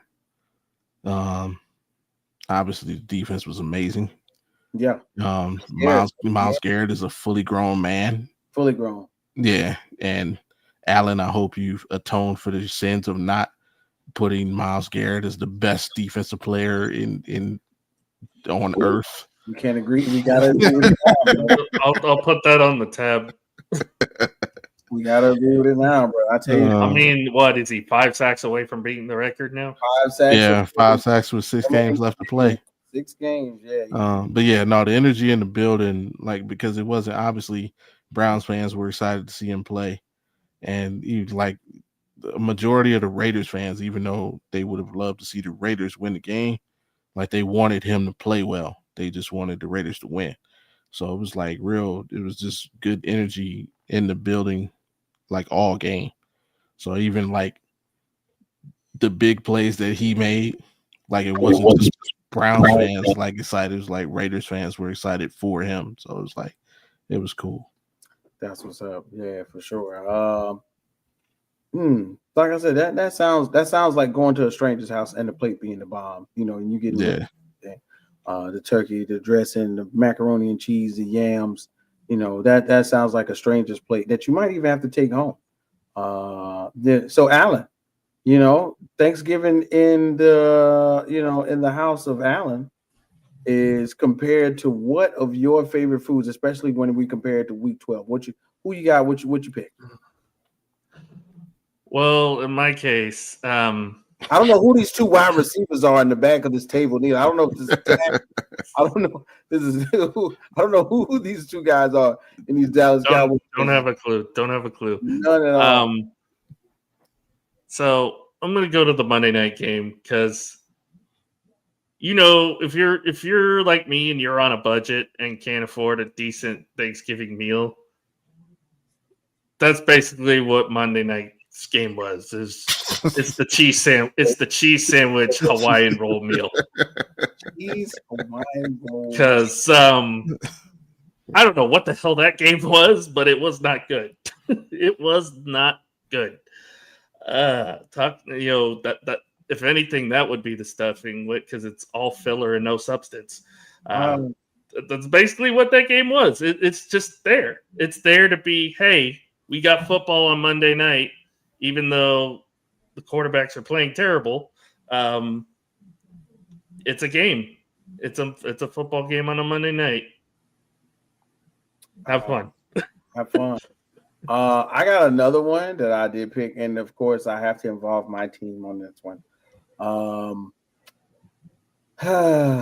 Sadly, the Chicago Bears beat the Pittsburgh Steelers 31-28, right? 31-28. And Mason Rudolph did good. Let's not get it twisted. Mason Rudolph did good. I know we were looking at Aaron Rodgers flipping off cameras and other fans in Chicago, and he was just, oh my God, Aaron Rodgers is flipping off people with his right hand and not his left hand. His left wrist is fractured. Okay, I get it. If he would have got tackled, he would have broke it, people. You know what I'm saying? Because you mentally are going to brace yourself and you're going to land on that fractured wrist and it's going to break. Then we'll never hear anything else from Aaron Rodgers, right? So for me, that one was almost like a sweet potato pie. You know what I mean? Y'all know about some when you got good sweet potato pie, right? It's kind of like everybody wants it to be better and everybody wants more of it. But then you turn around and there's no more pie left. The game is over. It's done. It's a wrap. Next thing I know, right around the time when I wanted to tell Mason Rudolph what to do and who to throw it to. You tell me. It was about 4 or 5 seconds left, and pow, he throws the ball, tries to get it back to Gainwell, if I'm not mistaken, and it gets tipped at the line of scrimmage. There's no more effort that we could put into trying to get a field goal to tie the game, and it was over. Just like when you go get that first piece of sweet potato pie, and you realize you turn around and you go, I should have just went ahead and got 2 slices because we could have won that game. We could have won it just with a couple more different decisions. You know what I'm saying? And the defense played really well. Let's not get it twisted. The defense played really well. Some other pieces showed up. Gainwell showed up. Warren showed up. Mount Washington showed up. We got DK Metcalf involved. Mason Rudolph has been in our system on multiple occasions, and he knows what to do. He knows what Mike Tomlin wants. He knows to not necessarily risk it, to the point of, hey, I'm going to, throw interceptions and turn the ball over too many times, which, of course, he has some leeway to take some risk and turn the ball over, which, of course, he does. But, he didn't do the most. And then what I saw later on that week, over the weekend, was in comparison that Mason Rudolph and Aaron Rodgers have similar stat lines in the last few games. And then that was James Harrison and Joe Hayden on their podcast. And Harrison said, if that's the case, then something's wrong with the offense, because there's no way that Aaron Rodgers and Mason Rudolph should be having numbers that compare to one another. So I kind of feel him on that. So yeah, but this is 40-year-old Aaron Rodgers. This ain't 30, 30 or 32 or 28-year-old Aaron Rodgers. That's what people got to realize, man. Yeah, this is true. But we expect 27, 28, 32. I know. Yeah. We expect that. That's all. Tom Brady screwed over everybody. Yeah. Oh, Tom Brady messed it up. The only other person living up to being anywhere near close to that right now is of course, we all know. And I don't even big shouts out to Joe McMillan, Coach Joey, who is a LA Rams fan, right now. Somehow, some way, I don't know what type of, elixir, is going on. By the way, Scott just texted me, said they have Aaron Rodgers' room in the nursing home ready. They got the nursing room ready. Oh, wow. But my point is, it's Matthew Stafford right now, that's another one where when I think about what happened with the Rams this past weekend, and the Rams, although the game was not as competitive, the Rams right now is like fried turkey. Okay. There are other good teams. Don't get me wrong. There are other good teams. There's other ways to cook your turkey. You could smoke a turkey. You could bake a turkey. Like maybe you would say the Seattle Seahawks are like smoked turkey is still good. You know, there's still a couple things, you know, to be maybe not as, you know, to be improved upon because Seattle let Tennessee score 24 points, right? But the LA Rams only let the Tampa Bay Buccaneers score 7. So the Rams right now are pretty much fried turkey. That's top tier. Okay, when I would say they're mac and cheese. And of course, say what now? I would say they're mac and cheese. They mac and cheese. Mac and cheese. Mac and cheese is the star of the show. Mac and cheese is the star of the show. Right now, the LA Rams are the star of the show. Straight up. Tampa Bay's the burnt turkey. Is Tampa Bay the burnt turkey? No, Tampa Bay not even turkey. Tampa Bay is like fried chicken. You know, it's not the star of the show. It's good. It's good, but it's Thanksgiving. So even though fried chicken, you can have it any other day. Fried chicken's still good, but it's Thanksgiving. Just make room for the turkey. You know what I'm saying? Any other day, Tampa Bay is good, just not against the LA Rams. Any other day, Baker Mayfield is before he threw his arm out of socket, whatever he did. Any other day, Baker Mayfield is coming back, and we're worried that the game is going to end up 28-34 because the Tampa Bay Buccaneers come back. But just so happened they were playing the Rams, and the Rams defense was not having it. Big shouts out to Kobe Durant, who attended South Carolina State University and got a pick 6 in that game. You know, so that's a big deal for me. I was gonna say Tampa Bay is the turkey that's still alive, but it's hanging on by a thread. Hanging on by a thread. It's got one wing and a cast. It's hobbling on one leg. Oh my god. That's basically what Tampa Bay is right now. Is that they're hobbling on one leg trying to survive. They went through the slaughterhouse and they found a way to make it out. You know. And just so you're aware, with everybody in Cleveland is hoping. I don't think it'll happen. I hope it happens sooner. Yeah. But everybody in Cleveland is hoping that Myles Garrett sets the sack record against Mason Rudolph. Oh yeah, no, yeah, no. Of course, you know, we if y'all don't know, Mason Rudolph and Myles Garrett had a couple of choice words for one another. Helmets were swung about 3 years ago, based around some really choice words that we were not going to say. You ever get to the part of the meal where all you have left is the vegetables, and you're just trying to gut them down as best you can, moving around, and then just so you could get to the slice of pie at the end of the tunnel? Right. That was watching the Eagles Cowboys game for me. Oh man, yeah. The 21 point deficit. The minute that you score that first touchdown, it's like, okay, done with this crap. Now let's get to the good stuff. Yeah. The Raiders are potato salad with raisins. Oh my God, no. Not the potato salad with raisins. No. Way to go, buddy. It took us 3 days to make that potato salad. 3 days. Oh my goodness, dog. Now that's a horrible comparison right there. Horrible. Man, but anyway, you know, it's crazy because behind I got one better. The Raiders are just the house that just burnt down. Wow. We just left the stove on. They just left the stove on too long, and it's just like gone. Yeah, that's basically the Raiders right now. Yeah, there's nothing else happening. That's it. It's gonna burn down. The Jets Watergate salad. The New York Jets versus Baltimore Ravens. I don't know if y'all know what Watergate salad is. Look it up. It's something that somebody would bring to a potluck that's normally left still in the bowl they bought it in. Shout out to people who know what Watergate salad is. That is what the New York Jets are right now with versus the Baltimore Ravens. Hey, you know what, guys? I forgot one more thing that I think is definitely important that we have to kind of get into, right? Which would be something I need to hit a button for. Hold on, wait. Oh, wait a minute. You know, so long.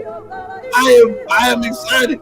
It's still got nothing to do in the mountains. There are no turkeys, but there are hills, ladies and gentlemen. That's right. This is time for the uphill battle. One more time on 11:55. That's right. November the 25th. We're doing one more uphill battle. Offense has been making its way towards the top of everybody's thought process. And right now, we're going to go ahead and get right into it when we do the uphill battle for our top 5 wide receivers, man. Look at that. Look at these beautiful mountains, ladies and gentlemen. Oh, man, get the yodeling when you get the mountains going. So this uphill battle includes 5 wide receivers that you know and love. And if you haven't been living under a rock, you know that these are some of the best wide receivers in the league. Right now, Devontae Adams leading the league in touchdowns. Jackson Smith and Jigma leading the league in yards and yards per reception. A.J. Brown leading the league in tweets deleted and comments made in postgame. Also, St. Brown, who is an awesome wide receiver for the Detroit Lions, and the rejuvenated George Pickens, who at one point in time was playing for my Pittsburgh Steelers, but somehow found his way to Dallas, and now all of a sudden is playing out of his mind. So, gentlemen, you tell me. You tell me. If we could pick the top tier right now for these 5 wide receivers, like I said, we've got the touchdown leader, we've got the yards of reception leader, yards per catch leader, most dynamics in the offense after they move. We got all kind of wide receivers up here with these 5. Which one technically is at the top of the hill, and then which one is at the bottom? And I'll start with you, Alan, man. Who you got? I mean, the obvious pick, I'll just jumble them both together. It's JSN and George Pickens. JSN is doing otherworldly things in Seattle right now. He's on pace to potentially break Calvin Johnson's single season record, which is unbelievable to say the least. Nobody thought this was going to happen, at least with JSN in Seattle. He's definitely solidified himself as the number 1 wide receiver there. And while people still say George is the number 2, he's a 1A, 1B. I said this earlier today. George Pickens is the 1B to CeeDee Lamb's 1A. They're both number 1s. They both get along. They're both got great chemistry together. George Pickens has where CeeDee Lamb kind of falls off a little bit. Go back to Sunday where he had key drop after key drop. George Pickens picks up the slack. He makes the big impact play. Big find. Big get up for us. So that was probably the steal of the offseason. Sorry, Whit. And to think that these two guys are the top 2 wide receivers in yardage. To think this happened because of one trade, and that was DK to Pittsburgh. Yeah. That one trade allowed JSN to explode and allowed Dallas to fleece Pittsburgh for George Pickens. And don't forget, man, you got Andy Dalton out there. I mean, not Andy Dalton, but what's my guy, the quarterback for Seattle right now? Sam Darnold. Darnold. I said Andy Dalton. That's the Red Rifle. But Sam Darnold is out here, rejuvenated as well. I mean, the recipient of the Most Improved Player Award is, definitely got to go between the two of them, between Sam Darnold and maybe even George Pickens. But I digress. Bobby G, as we look at this list of 5 top tier A1 wide receivers, who are we looking at as at the top of the hill?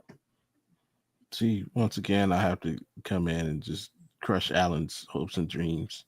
And this is that cowboy thing that nobody. George Pickens isn't the nose. See, y'all, the Cowboys fans, they get conflated and they have short, long-term memories. Short, long term. Yes, they have short, long-term memories. Right. Let me make that make sense. One, if Dak Prescott is healthy, he's gonna throw for damn near 5,000 yards. That's just what it is. The problem in Dallas has never been the offense, ever. And let me run some names by you. Remember what was that movie? Remember 8 Mile when they were sitting in the car and he was talking to. Remember that time you was cool with that assistant at Def Jam? Or how about the time you? Hey, remember Michael Gallup?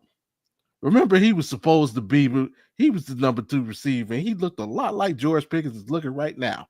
Right. Hey, remember when Amari Cooper was the number 1 and CeeDee Lamb was the number 2? He looked a lot like George Pickens look right now. George Pickens is just the next number 2 in the Dallas offense that when Dak is healthy, their receivers just look like that. Hey.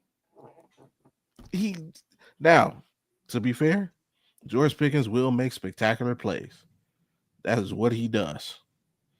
But in the end, when it matters most, he's going to let you down because that is also what George Pickens does.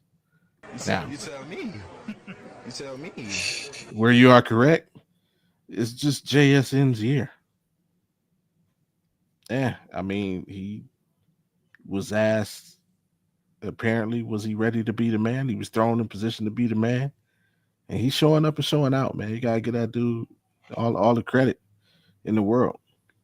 We say Amon-Ra, he's just consistent with it. So we can say Devontae's having a little resurgence, with Stafford and we see the roles being adjusted there with him and Puka.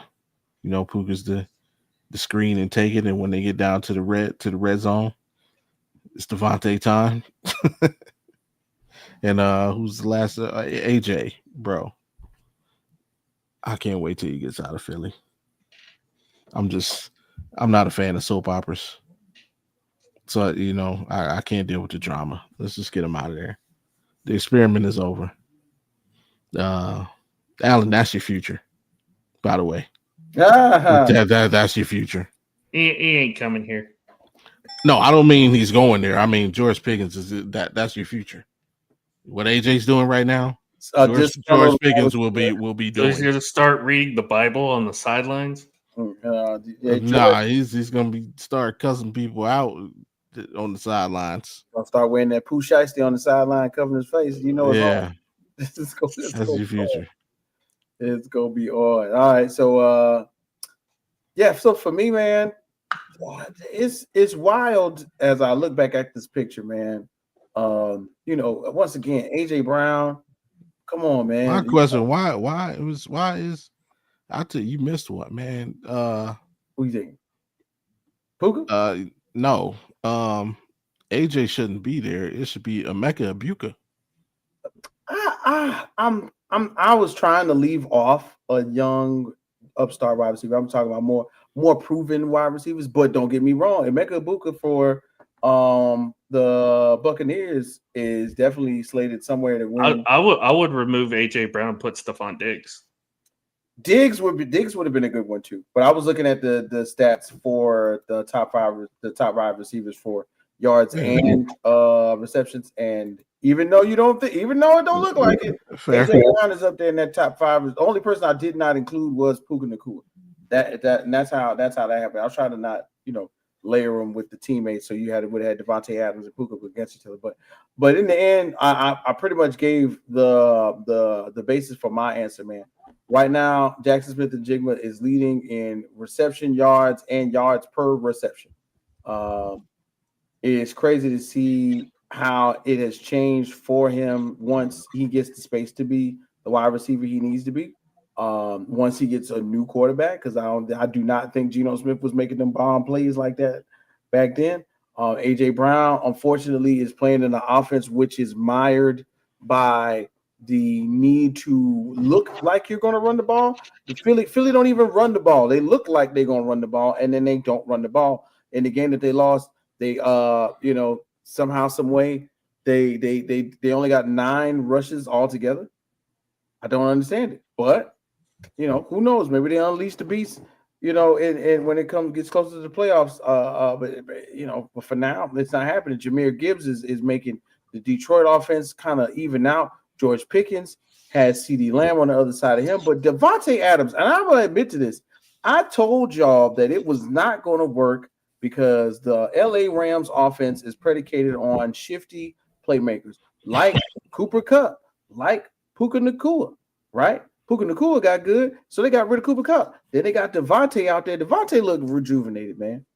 Devontae looked like how he thought he was going to feel when he was playing with Derek Carr in Vegas, which didn't happen and didn't work well at all. So for me, I'm going with Devontae Adams on this one, man. How can I put it? I watch a lot of NFL Network, and I also watch a lot of ESPN. But NFL Network compared the way that he comes off the ball when the ball is snapped and gets that foot movement in. It's barely any hands. It's a lot of foot, and then he right by you to Ocho Cinco. Ocho Cinco, although smaller in stature, not as big as Devontae Adams, had the foot. He had the feet to and it was gone. He was next to you instead of in front of you. And y'all know the saying, if we even, I'm leaving. And Devontae Adams, although a larger in stature wide receiver, when the feet get to moving, it's over. If you didn't touch him yet, if you didn't press him, if you didn't put them hands on his body to slow him down, Devontae Adams is around you. Your head is gone. You looking that way. Devontae's this way. The ball's in the air. It's a touchdown. And he has been doing that again. Matthew Stafford is rejuvenated. We were looking at Matthew Stafford in the offseason. All of us were talking about his back and how, oh my God, Matthew Stafford's back is going to play a part in how it's going to happen with LA. Oh, he's not going to. Don't. Back what? Back who? Back where? None of that is happening right now. So for me, if I got to pick one, I'm going to go with the combination of quarterback and wide receiver, which are actually somewhat of, top 3 or 4 right now in the league. I'm going to go with Devontae Adams, man. So, yeah, big shouts out to them boys in LA. And big shouts out to Coach Joey. You know what I'm saying? Saw his team get a win the other day. And right about now, as we get into the back end of it, we got to go ahead and do it, y'all. Y'all know what time it is. It is time for real quick. I just want to say this real quick. I just looked at the scoreboard because there is college football on tonight. We officially have an 0-12 team this season. The University of Massachusetts will not win a game the entire 2025 season. Oh my God! Wow. Talk about bottom of the barrel. That is about as low as you can get. They doing a lot of partying in UMass. Don't let them boys fool you. It's a lot of going on out there. Anyway, let's go ahead. They'll have a parade in Boston for going 0-12. Sure, the kind of parade they're gonna have in Boston ain't the one where it's fun. All right, so let's do it, y'all. 1, 2, 3, 4, 5. The fifth topic. That's right, y'all. The fifth topic is brought to you by Us and Them. That's right. Thanksgiving is happening right now. So make sure you get with Us and Them and enjoy yourself and your family. The fifth topic today, ladies and gentlemen, is one of those ones where we get an opportunity to get on our soapbox, right? Let's get on our soapbox. This Thanksgiving themed hot take idea right now. Where are we in my mind for these things? Because the soapbox has been progressed to not only be an area for us to speak our minds, but also to give a really underestimated thought process to something that's happening right now. And it's especially when it comes to Thanksgiving. So first and foremost, let's go ahead and give it to Alan and then Bobby, and then we're gonna rock it on out, man. So Alan, man, get on your soapbox, Alan. Tell us something. I mean, I don't really have anything to complain about, honestly. I'm enjoying football right now, especially going into week 13. It is Thanksgiving. Obviously, we play on Thursday. A lot of people are saying this is a do or die game for the Cowboys. In reality, yeah, it is. But also, if you look at it, it's not that bad. If they lose tomorrow, but they beat Detroit next Thursday, they could still control their own destiny and get into the playoffs, because you look at who they got left. Chargers team without their 2 starting tackles. Giants team that's bad. Washington team that's fringe bad but is falling apart due to injuries. And a Vikings team that has basically lost their identity. So there's a lot of winnable games left on their schedule. So losing this one won't be the worst thing.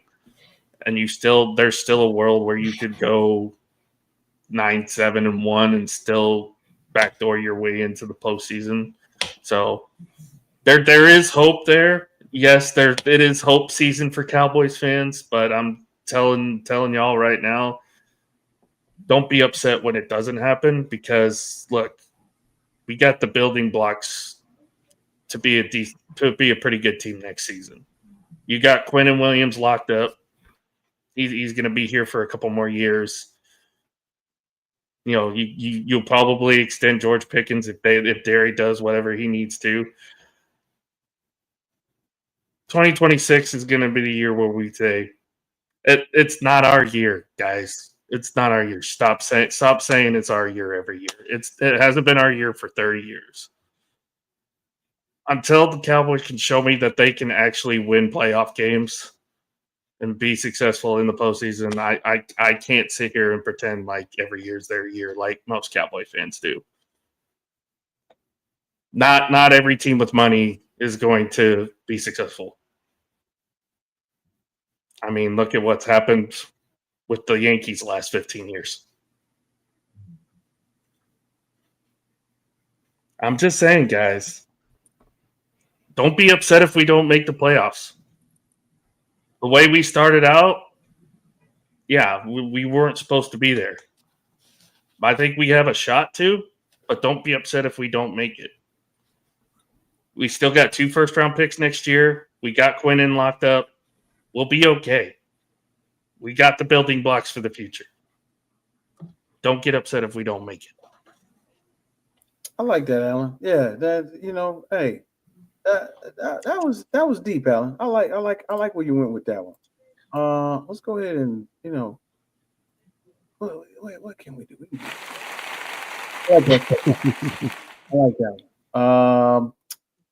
I was worried he was going to press the wrong button there again. Nah, man, I want to get. I like where you went. It's something to look forward to. You got to be thankful that the pieces are there for you to rebuild and move forward into the future, whether or not the Dallas Cowboys make the playoffs.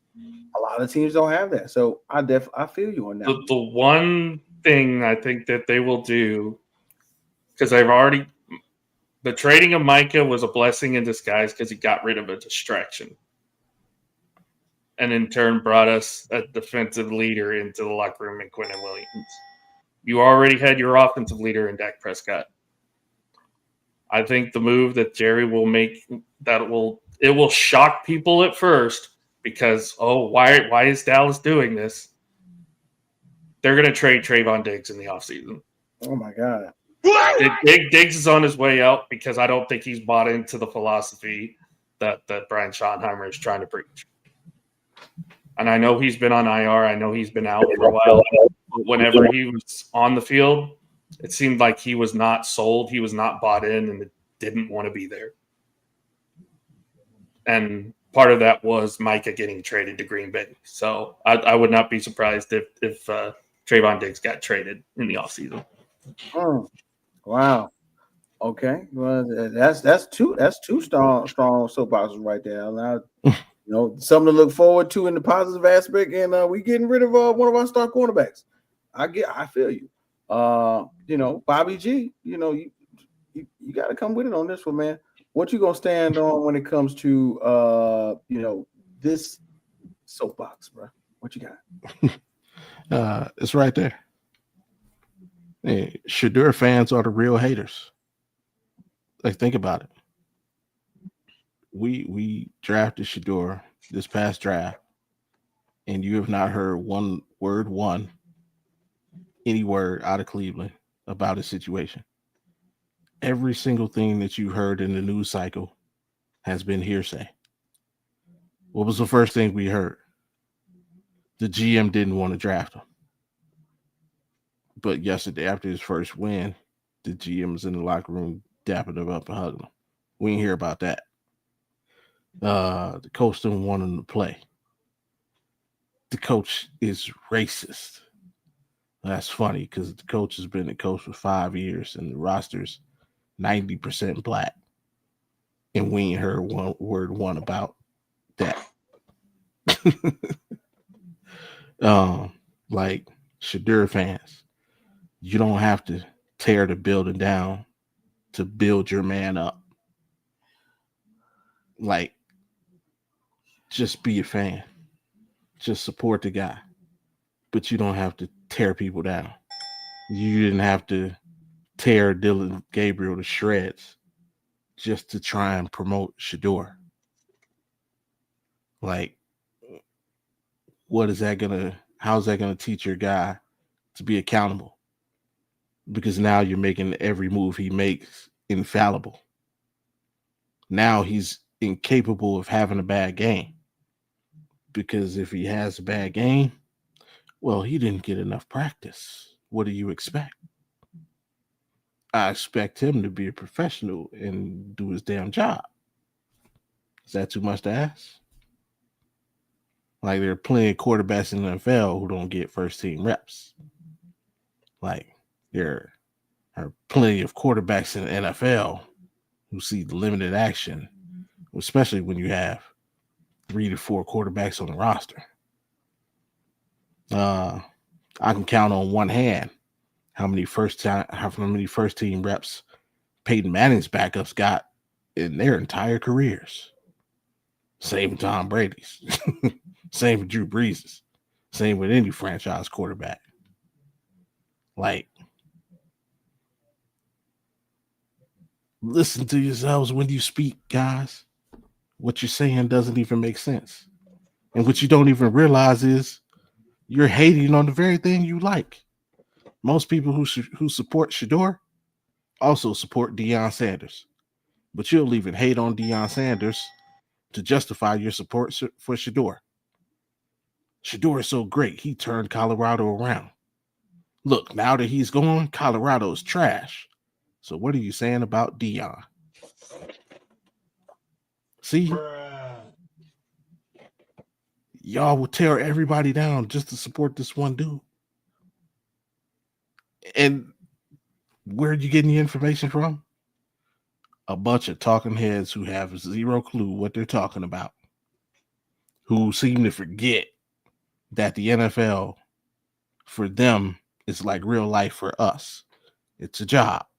There's a such thing as structure. Prime example. After the game yesterday, Kevin Stefanski was asked, is Shador going to be the starting quarterback? He said, I don't know yet. I have to wait till we get back. Standard coach speak. Every coach, you know who else was asked that?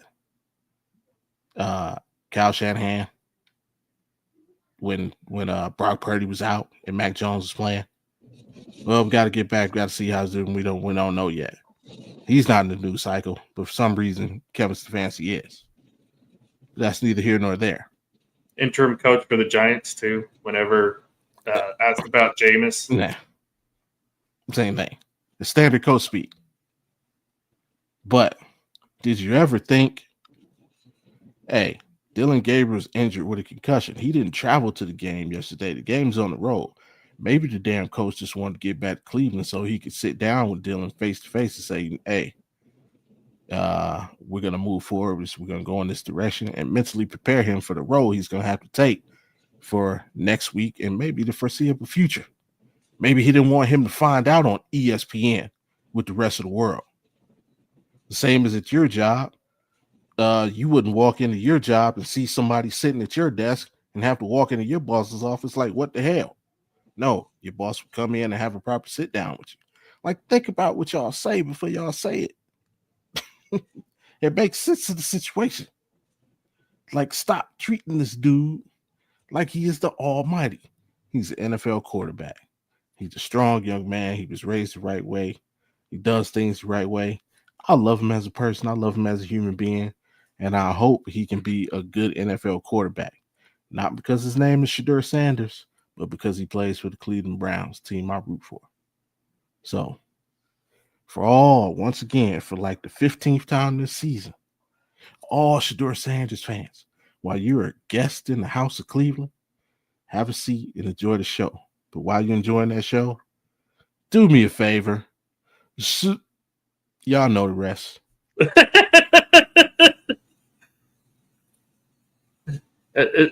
It's also kind of like the buzz going on with a certain quarterback in Texas right now because of his last name and who he's undermined of. Yeah, Cooper was actually the best athlete of the three.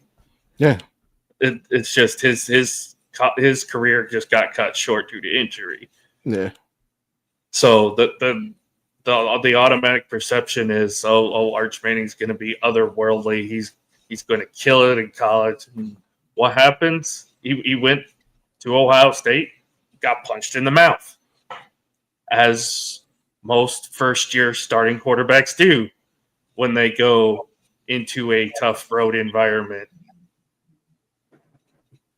He will develop fine. He will be a solid college quarterback.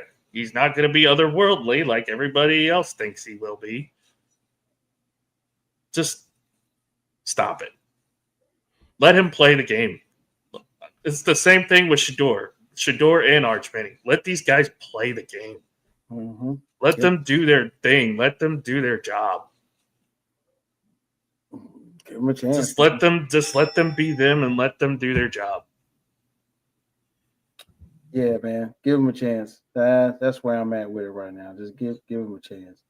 Give them a chance, but just don't. You ain't got to cut everybody else down. Yeah, we ain't got to wait for the game. Wait for the game that Myles Garrett goes off and we lose because the kid makes a mistake. I want to see how many Shedurians stand up and try and blame Myles Garrett. That ain't gonna fly. And speaking of things that aren't gonna fly, it's crazy. When I was just about to have a moment, but I see that we are about to have another moment in time, and it's crazy how just in the nick of time we are being joined by one of our co-founders, one of our great analysts. He's been on the road. He's been there. He's been far and wide, but now he is back on his rightful perch, in which he will also give us his soapbox moment. Ladies and gentlemen, make some noise for our guy, our boy. RPGs. Hey, I feel all y'all. I was, man. This soapbox right here is brought to you by Red Stripe. Hooray, beer. I take a little sip. I have some things that I have to say. Just please, y'all, just hear me out. I'm sorry I'm late, but I was like, yo, I gotta make it for the soapbox. And I was here, I was listening to everybody. I just got comfortable, man. I'm sorry. You know what I'm saying? I got a little settled in. I'm settled in. But I've been on the road. You know what I'm saying? I've been living in hotels and parking lots. You know what I'm saying? Yo, shout out to Scott. Me and Scott got to talk. You know what I'm saying? He just, hey, Scott, I was in the town. I was in your area. I didn't know where he lived. Found out he was way away from where I was. I was in Boston, but hey, we gonna make that happen. I got something for you, Scott. I got something for you. All right. Yo, y'all sing with me, y'all. Chauncey Phillips, not guilty. Y'all got that? Y'all cheer me out. Chauncey Phillips, not guilty. Hey, free Chauncey, man. The dude didn't do it. Don't say he didn't do it. Come on, man. Easy. Easy. He said they was gonna kill everybody in my family. What you want me to do? Nino Brown did. It was Kareem Akbar, the They light was skinned gonna brother from the bank. They was gonna kill. They was gonna kill my family. So all right. So y'all, we didn't, I didn't, we didn't get into fantasy this, what I'm saying, this week, but I'm just gonna get into that real quick. I heard somebody complaining about the league. Just somebody gave up like 2 wins, you know what I'm saying, and would have probably been in first place. You know what I'm saying? So I'm like, why are you complaining? You would have won, you would have been winning right now. You would have been on top. But anyway, RPGs, that's me, y'all. Fantasy League.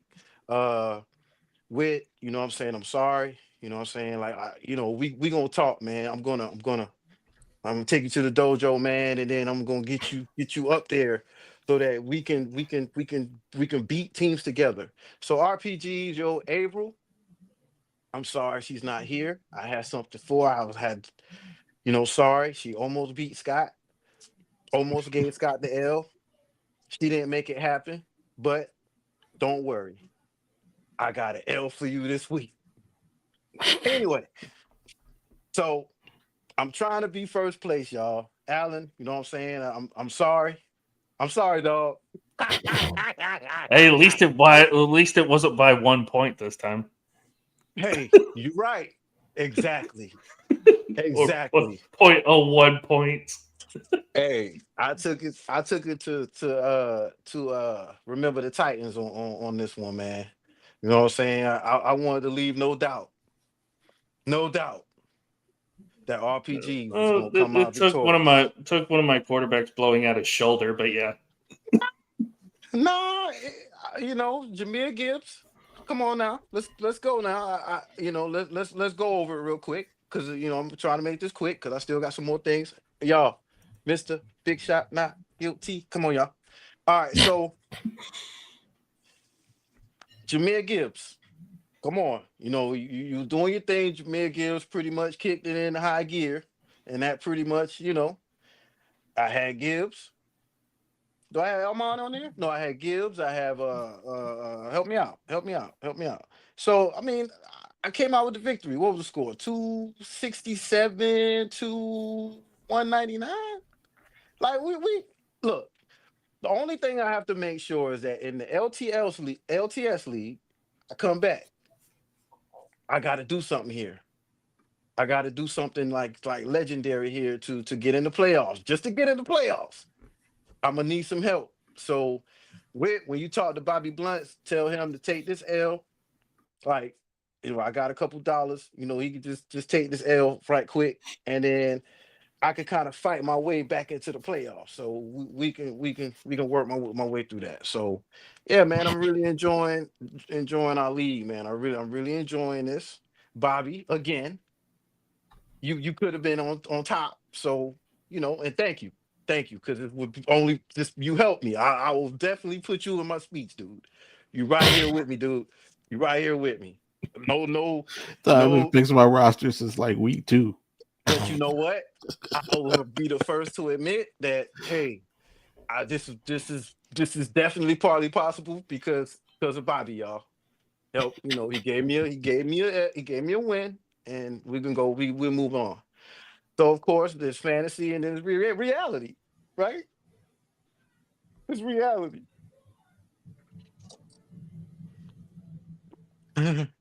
Okay. It's like, okay, I got the Commanders thing. I got, that's our name. But like, are we really going like the war or something? Like, are y'all really sending these guys like into like combat? Because what the hell, man? Our whole team is hurt. Dude, your backup for your backup can't be hurt for the year, bro. Your backup, your starter and your backup hurt for the year. When do you hear that? So help me out with this. Help me out with this, please. Our season is. I'm not gonna say over quite yet. For some reason, Jaden wants to give it a go. He's telling people, why are you talking to Brandon Ayuk still? I don't know. We'll talk about that later. But why is he wearing burgundy? I don't know. Why is he calling you, even telling you, yo, I'm wearing burgundy, dog? What is this about? What is this about? Are you coming or not? Are you coming or not? Are you coming or not? I'm sorry, y'all. This is all right. It's been a while. This is big jumbo box of everything. Okay. Right? So, Commanders, I'm sorry. You know what I'm saying? It is what it is. It is what it is right now. All right. So I'm trying to work through here. I'm trying to work through it right here because I saw what y'all was doing. I tried to jot everything down real quick. Got it. All right. So, Commanders, like, we got to get healthy, see what we got. We got some people coming back. They're questionable this week. A lot of people that haven't been questionable in a long time are questionable. All right, bet. But then I think about something that I watched over the weekend, man. And this is weird because I wish Champ was here because I got a question. You flew to Washington to watch a dude play quarterback, and you worked him out and everything. And we're talking about the Falcons here. And you mean to tell me he cannot play from under center? You mean to tell me that you drafted a dude number 8 to play quarterback in the league that cannot play from what 90% of what quarterbacks? Now, I'm not talking about 90% of quarterbacks, but this is what quarterbacks play 90% of the time is from under center? Huh? Wait. Okay. So what? Huh? All right. So you got Kirk Cousins, right? You gave him, all right, you got that out of the way, right? And then you said, we're gonna draft somebody. You should have just told everybody this dude was a project and let his ass sit. What's going on, Falcons? Like, it ain't even about what everybody else is talking about. I guess pretty much now everybody's on this talk because when you have your coach on national TV say, hey, we have Kirk Cousins from under center because that's what he does well, and the other quarterback doesn't do that. Huh? What? Moving on. Y'all, speaking of, because they would have gave me a pretty good royal flush. And Alan, dude, I see you, man. Y'all gotta give me my props for my take. My take. I told everybody that, yeah, everybody knew the Detroit Pistons was gonna be. We sat here for eons and it said, yo, man, it's gonna come together sooner or later. Okay, cool. Good one. My Indianapolis Colts pick. Remember, Alan? Remember, what about my Indianapolis Colts pick? What about my Denver Broncos pick? Huh? What takes that? I give you the Colts. Everybody was on the Broncos though. But I'm just saying. I mean, the Falcons, they kind of, that's why I went out. There's still a chance. Just like you said, Alan. Don't know what the hell. No, that Falcons pick was good. That Falcons pick was good. It's going to get Bobby a steak here pretty soon. Yeah, it's getting me paid. I'm going to Sizzler. Huh? That's something else. It's something else. Okay. All right. So, yeah, my picks. And then also, I got probably 2 more, one real quick. But I'm going to give y'all these numbers. And it's kind of like an April thing, me and the April thing. Because I got an L for her this week. Excuse me.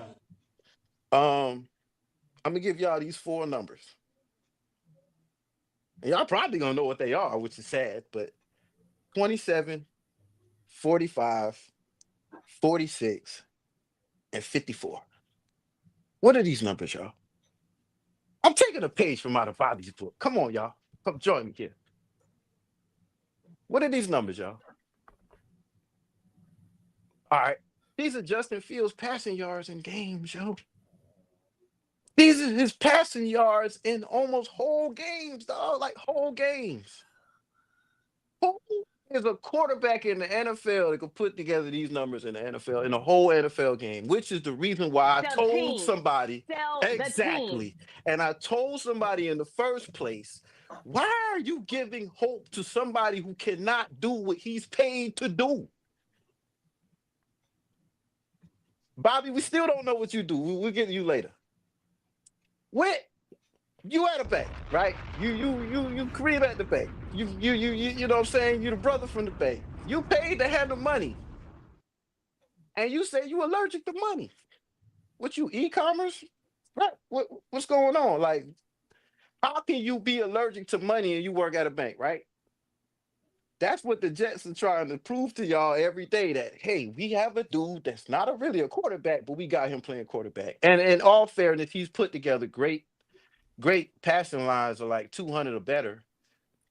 But to say that, to add to that, he did that against the bottom half against pass defenses in the league. So that's that point. I'm sorry, y'all. And last but not least, man, Abia for All-Star, man. Abia for All-Star, man. We're gonna take on the world. Oh, we're gonna take on the US. Advia for All-Star.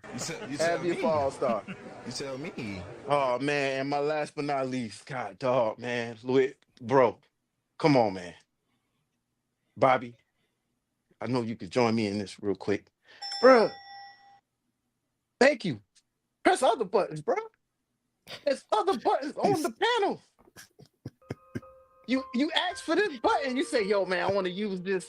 I want to use this. The Steelers. Cool. But dog, come on, man. You can't. Come on, man. Just chill on that one. Just chill on that button, man. For Bobby, for everybody, man. Just chill on that button, man. Zesty Ramsey. All right. Damn. I think that's it though, man. But yeah, man, I miss y'all, man. I'm kind of back. You know what I'm saying? I tried to get in last week. Rusty, you know how things go. You already know. Like all I can do is watch. So hey, I'm here. But yeah, I had to get on the soapbox, man. But for real, Abia for All-Star. I'm serious. Hey man, Denny, obviously shout out to you and the Blazers though. They out here looking real crispy for real. We I wish you would have been here last week so you could address the like the record and everything we was doing the rest of the conference. But don't worry, I'm pretty sure with how it looks, we're gonna get to the Blazers for sure.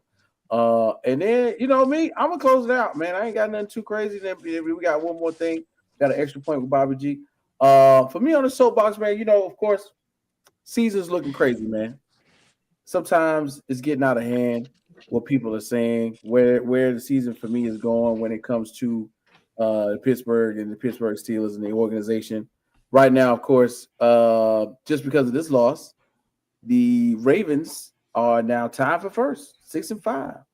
But one of the things I've been mentioning back and forth of recent months has been the idea that second chances do exist for some people, not for everybody, but for some people. And if by chance at the end of this season, the brass from the Pittsburgh Steelers organization decide to say, hey, you know what?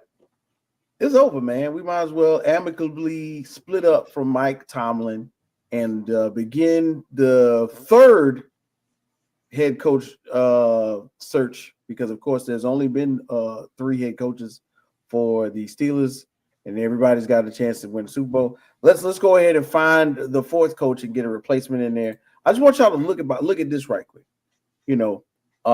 Several places have been affected by Mike Tomlin and his coaching acumen. And somewhere in there, everywhere he's left a mark, and everywhere there's been some player that's left a mark on the NFL. So, of course, he started at the Virginia Military Institute back in the 90s. He was a wide receivers coach. University of Memphis. He was a graduate assistant and a defensive back coach. Guess who was at University of Memphis, y'all? Isaac Bruce. Y'all remember Isaac Bruce? Yeah, Isaac Bruce loves Mike Tomlin. Arkansas State, defensive back coach. Some guys got a cup of coffee in the NFL, but nothing really of namesake to bring up. University of Cincinnati, 99 to 2000. Blue Adams and LeVar Glover, two DBs. All right, I remember Blue Adams. Y'all remember Blue Adams? Actually, pretty darn good. LeVar Glover ended up finishing his career in the CFL in Canada. Then, oh yeah, let's go. Tony Dungy said, "Bring that young man on. Let's do it. Let's have him be the defensive back coach over here in Tampa Bay in 2001, 2005, all the way to 2005. Then, of course, when the second regime took place and it was John Gruden, of course, he was there as well with that legendary Tampa 2 defense. Think of these names right here: Rondé Barber, John Lynch, Derek Brooks, Simeon Rice, Brian Kelly, blah, blah, blah. I could keep going right now. And, of course, he one day won the Super Bowl. Duh, we know that part. Minnesota, let's do it again. Antoine Winfield Sr., Pat Williams, Kevin Williams, Fred Smoot, Chad Greenway, Ben Lieber, people that actually pop up and are right now have been a part of coaching staffs that he's been on and has helped come back and do some coaching. But then, of course, he lands the dream job. He gets to be a head coach. In 2007, he's named head coach for the Pittsburgh Steelers. And then, of course, we know the names, all right? Ben Roethlisberger, Antonio Brown, Le'Veon Bell, Marquise Pouncey, Hines Ward, Juju Smith, Najee Harris, George Pickens. The defense this is going to go on and on. TJ Watt, Cam Hayward, Troy Polamalu, James Harrison, Ryan Shazier, Megan Fitzpatrick. But I could really keep going, but I'm not going to. I'm gonna stop. Somehow, some way, my point is that these names will lead him to his second destination. I don't know if Mike Tomlin's going to want to stop. I don't know if he's going to want to join the ESPN or ABC crew. You know, they got all of these streaming sites going on. Maybe he wants to do NFL on NFL Network or something and commentary, because you know Coach Tomlin got all the sayings. He's got all the phrases, all the catchphrases you want to hear. The standard is the standard. We play the nameless faces on the back of the jersey, right? The faceless names on the back of the jersey. He's got all of the phrases, all the catchphrases that you want to hear. So for me, my soapbox is that although I'm not going to lie to you, for someone else, right? When you think about the record being what it is with 185 wins, 101 losses, and a playoff record of 13-9, that doesn't really sound good. Not as good as it could be. 2 Super Bowls is cool, but everything else is predicated on the NFL being what have you done for me lately league. Has he won in the playoffs lately? No. He's just only been right there midway 500 forever. So let's just say that it does happen. Let's just say that this is his final year. Let's just say that, hey, look, Aaron Rodgers, does not become healthy enough to complete the season, and then we got to depend on Mason Rudolph, and then we get to see Will Howard eventually. Mike Tomlin has left his stamp on the NFL already. It's done. You're gonna walk, skip, hop, jump into the Hall of Fame eventually, just like the other 2 Steelers head coaches. And somehow, some way, his second chance will lead him to a better opportunity where he gets to still instill his beliefs and his coaching prowess, his acumen on another set of young men who will lead the future of the league. So for me, my soapbox is basically, bro, if he's got to go, he's got to go. But he's already done the work. So I'm not even worried about Coach Tomlin. His second chance, third chance, fourth chance, fifth chance, 10th chance, if you want to keep on counting, is already in the works because he's already done the job. There you go. My soapbox. Not even that long. Just going to go ahead and keep it like that. And then, of course, real quick, guys, we got something else. We got an extra point. We're going to go ahead and kick that. And today's extra point is going to be an audible slice of life from our guy Bobby G, because we haven't had one of those in a while, man. We getting into a third hour, but Bobby G, I know you got one because we got a lot to be thankful for, bro. So go ahead and kick that slice for the home team. Thanks. And it's gonna be short, simple, and sweet. And it's actually kind of funny that you mentioned second chances, because that's really what it's about. And I know, around this time, whether you respect what Thursday is about or not, and its origins, for the most part, we all celebrate family and our loved ones, right? And we get together and we talk about the things that we're thankful for. But I think this year we really ought to be thankful for second chances. And I know I am. And I'm gonna get a little personal on this one. Like, I haven't always made the best decisions in my life. And haven't always been the most responsible. Haven't always been my best self. But the people in my life have allowed me the gift of a second chance. Like my wife, current wife. And I say current because this is my second marriage. Meaning this lovely lady that I'm currently married to gave me a second chance to be a better husband because I was not good at it the first time. And I'm very thankful for that. We have two beautiful children. And they don't know it, but they have offered me a second chance to be a father. And I'm thankful for that because the first time I didn't do a very good job. And it's things like this that whether we internalize, I think we need to verbalize more to ourselves to really appreciate how thankful we are, man.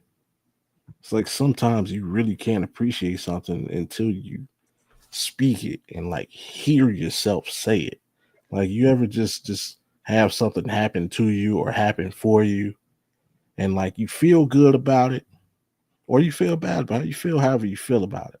But when you say it out loud, it's like different. It hits different and you really think about it. And you really think about the impact that it either has on you or has on someone else. And it's like that's the moment that we should all experience. That's the moment when it's like you hit true enlightenment. It's like, you know, for lack of a better term, the light bulb moment that we all look for, you know, and that's just to me, that's just the universe acknowledging, hey, this is your second chance to get that right. So this holiday season, of course, be thankful for your loved ones, to be thankful for the people in your life, but be thankful for the people who really gave you a second chance. So when you think about it, we've all done some things we're not happy about, wish we would have been done differently, wish we would have done better, wish we could take back in some instances. Somewhere along the line, we were given a second chance to do that over. And hopefully you took advantage of that. I know I'm thankful for the people in my life who've given me that second chance. And I know for damn sure I've taken full advantage of that second chance. And like I said earlier, and I might shed a tear because, like, just like I just said, in saying something out loud, like, you realize, like, I didn't realize how special that game was Sunday until talking about it and looking back and seeing the pictures of my little man in this Browns hoodie. And we're just at the game and enjoying the festivities and the atmosphere and the interactions and just like it's just one of those moments that like that I'll never have that again. You know, first game is over with. That'll never happen again. And so to have that second chance to do that, man, it's nothing better. So be appreciative. Don't take nothing for granted, especially your second chances, man. Just be thankful for it. Actual factuals right there, brother. I cannot agree with you any more. So like I don't even want to talk about me. You know, I got to say I got 2 second chances. I could tell y'all about if I really wanted to go into it. Man, it's real, man. I really wanted to get into it. You know, Jay's all about second chances. You know, we all know. Yeah. We both know that. Yeah, second chances are a thing that I find myself asking for a lot. You know, so but it's always something different. So it's like we always use the saying, or I have this saying, like God has the craziest sense of humor. You know what I'm saying? It's like, all right, well, you messed up doing this. You ain't say nothing about this. You know what I'm saying? You said you didn't want to get in trouble doing this. And so yeah, That's what he's saying to Chauncey right now. Hey, hey man, you wanted to play poker, didn't you? What's that saying? Man plans and God laughs. definitely. Yeah. Just like I mean, all about second chances. I'm getting mine here pretty soon. So hey, that's right, Alan. That's right. You know, we'll see how it works out on Monday. Start out. So Right. that stuff with Chauncey and the investigators make me think of Lean on Me. You smoke crack, don't you? He's got to go. No, it wasn't. Anyway, y'all, man, it was a great show. We got into a little bit of everything. Jay, man, thanks for showing up. I know you had a lot going on today. We appreciate you. Well, You want to close the show out with any thoughts, bro? yeah, man. I do need my calendar back. But if my memory serves me correct, man, I also jumped in to remind you that we going on a little break from Rec Room, aren't we? Yeah, man, it's about that time when we normally take our annual, who knows when we coming back break. And but in the meantime, in between time, we will be here. We will be doing a few things. We will be still making some noise. We've got some plans, some really, really big plans, and I will disclose them to the home team, and then we're gonna work on some things going into 2026, man. So I'm definitely excited. Alan, congratulations, happy for you, man. Do your thing. I know you'll do well.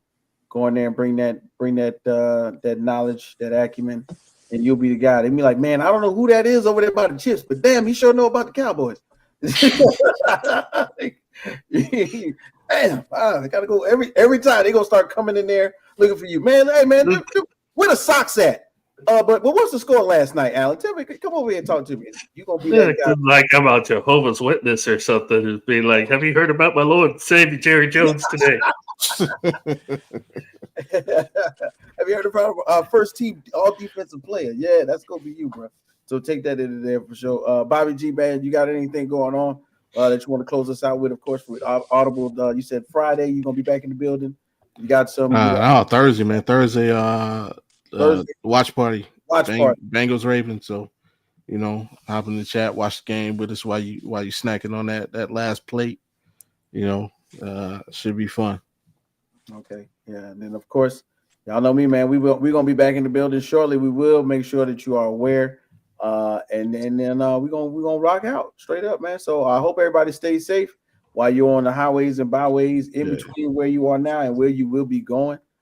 Please be safe, be thankful, and we're gonna be back. Trust me, we got a lot of work to do. So once again, from the Rec Room crew, for Alan, for Bobby G, and Jay. Man, we might as well go ahead and hit that button, man. We out, y'all. Peace.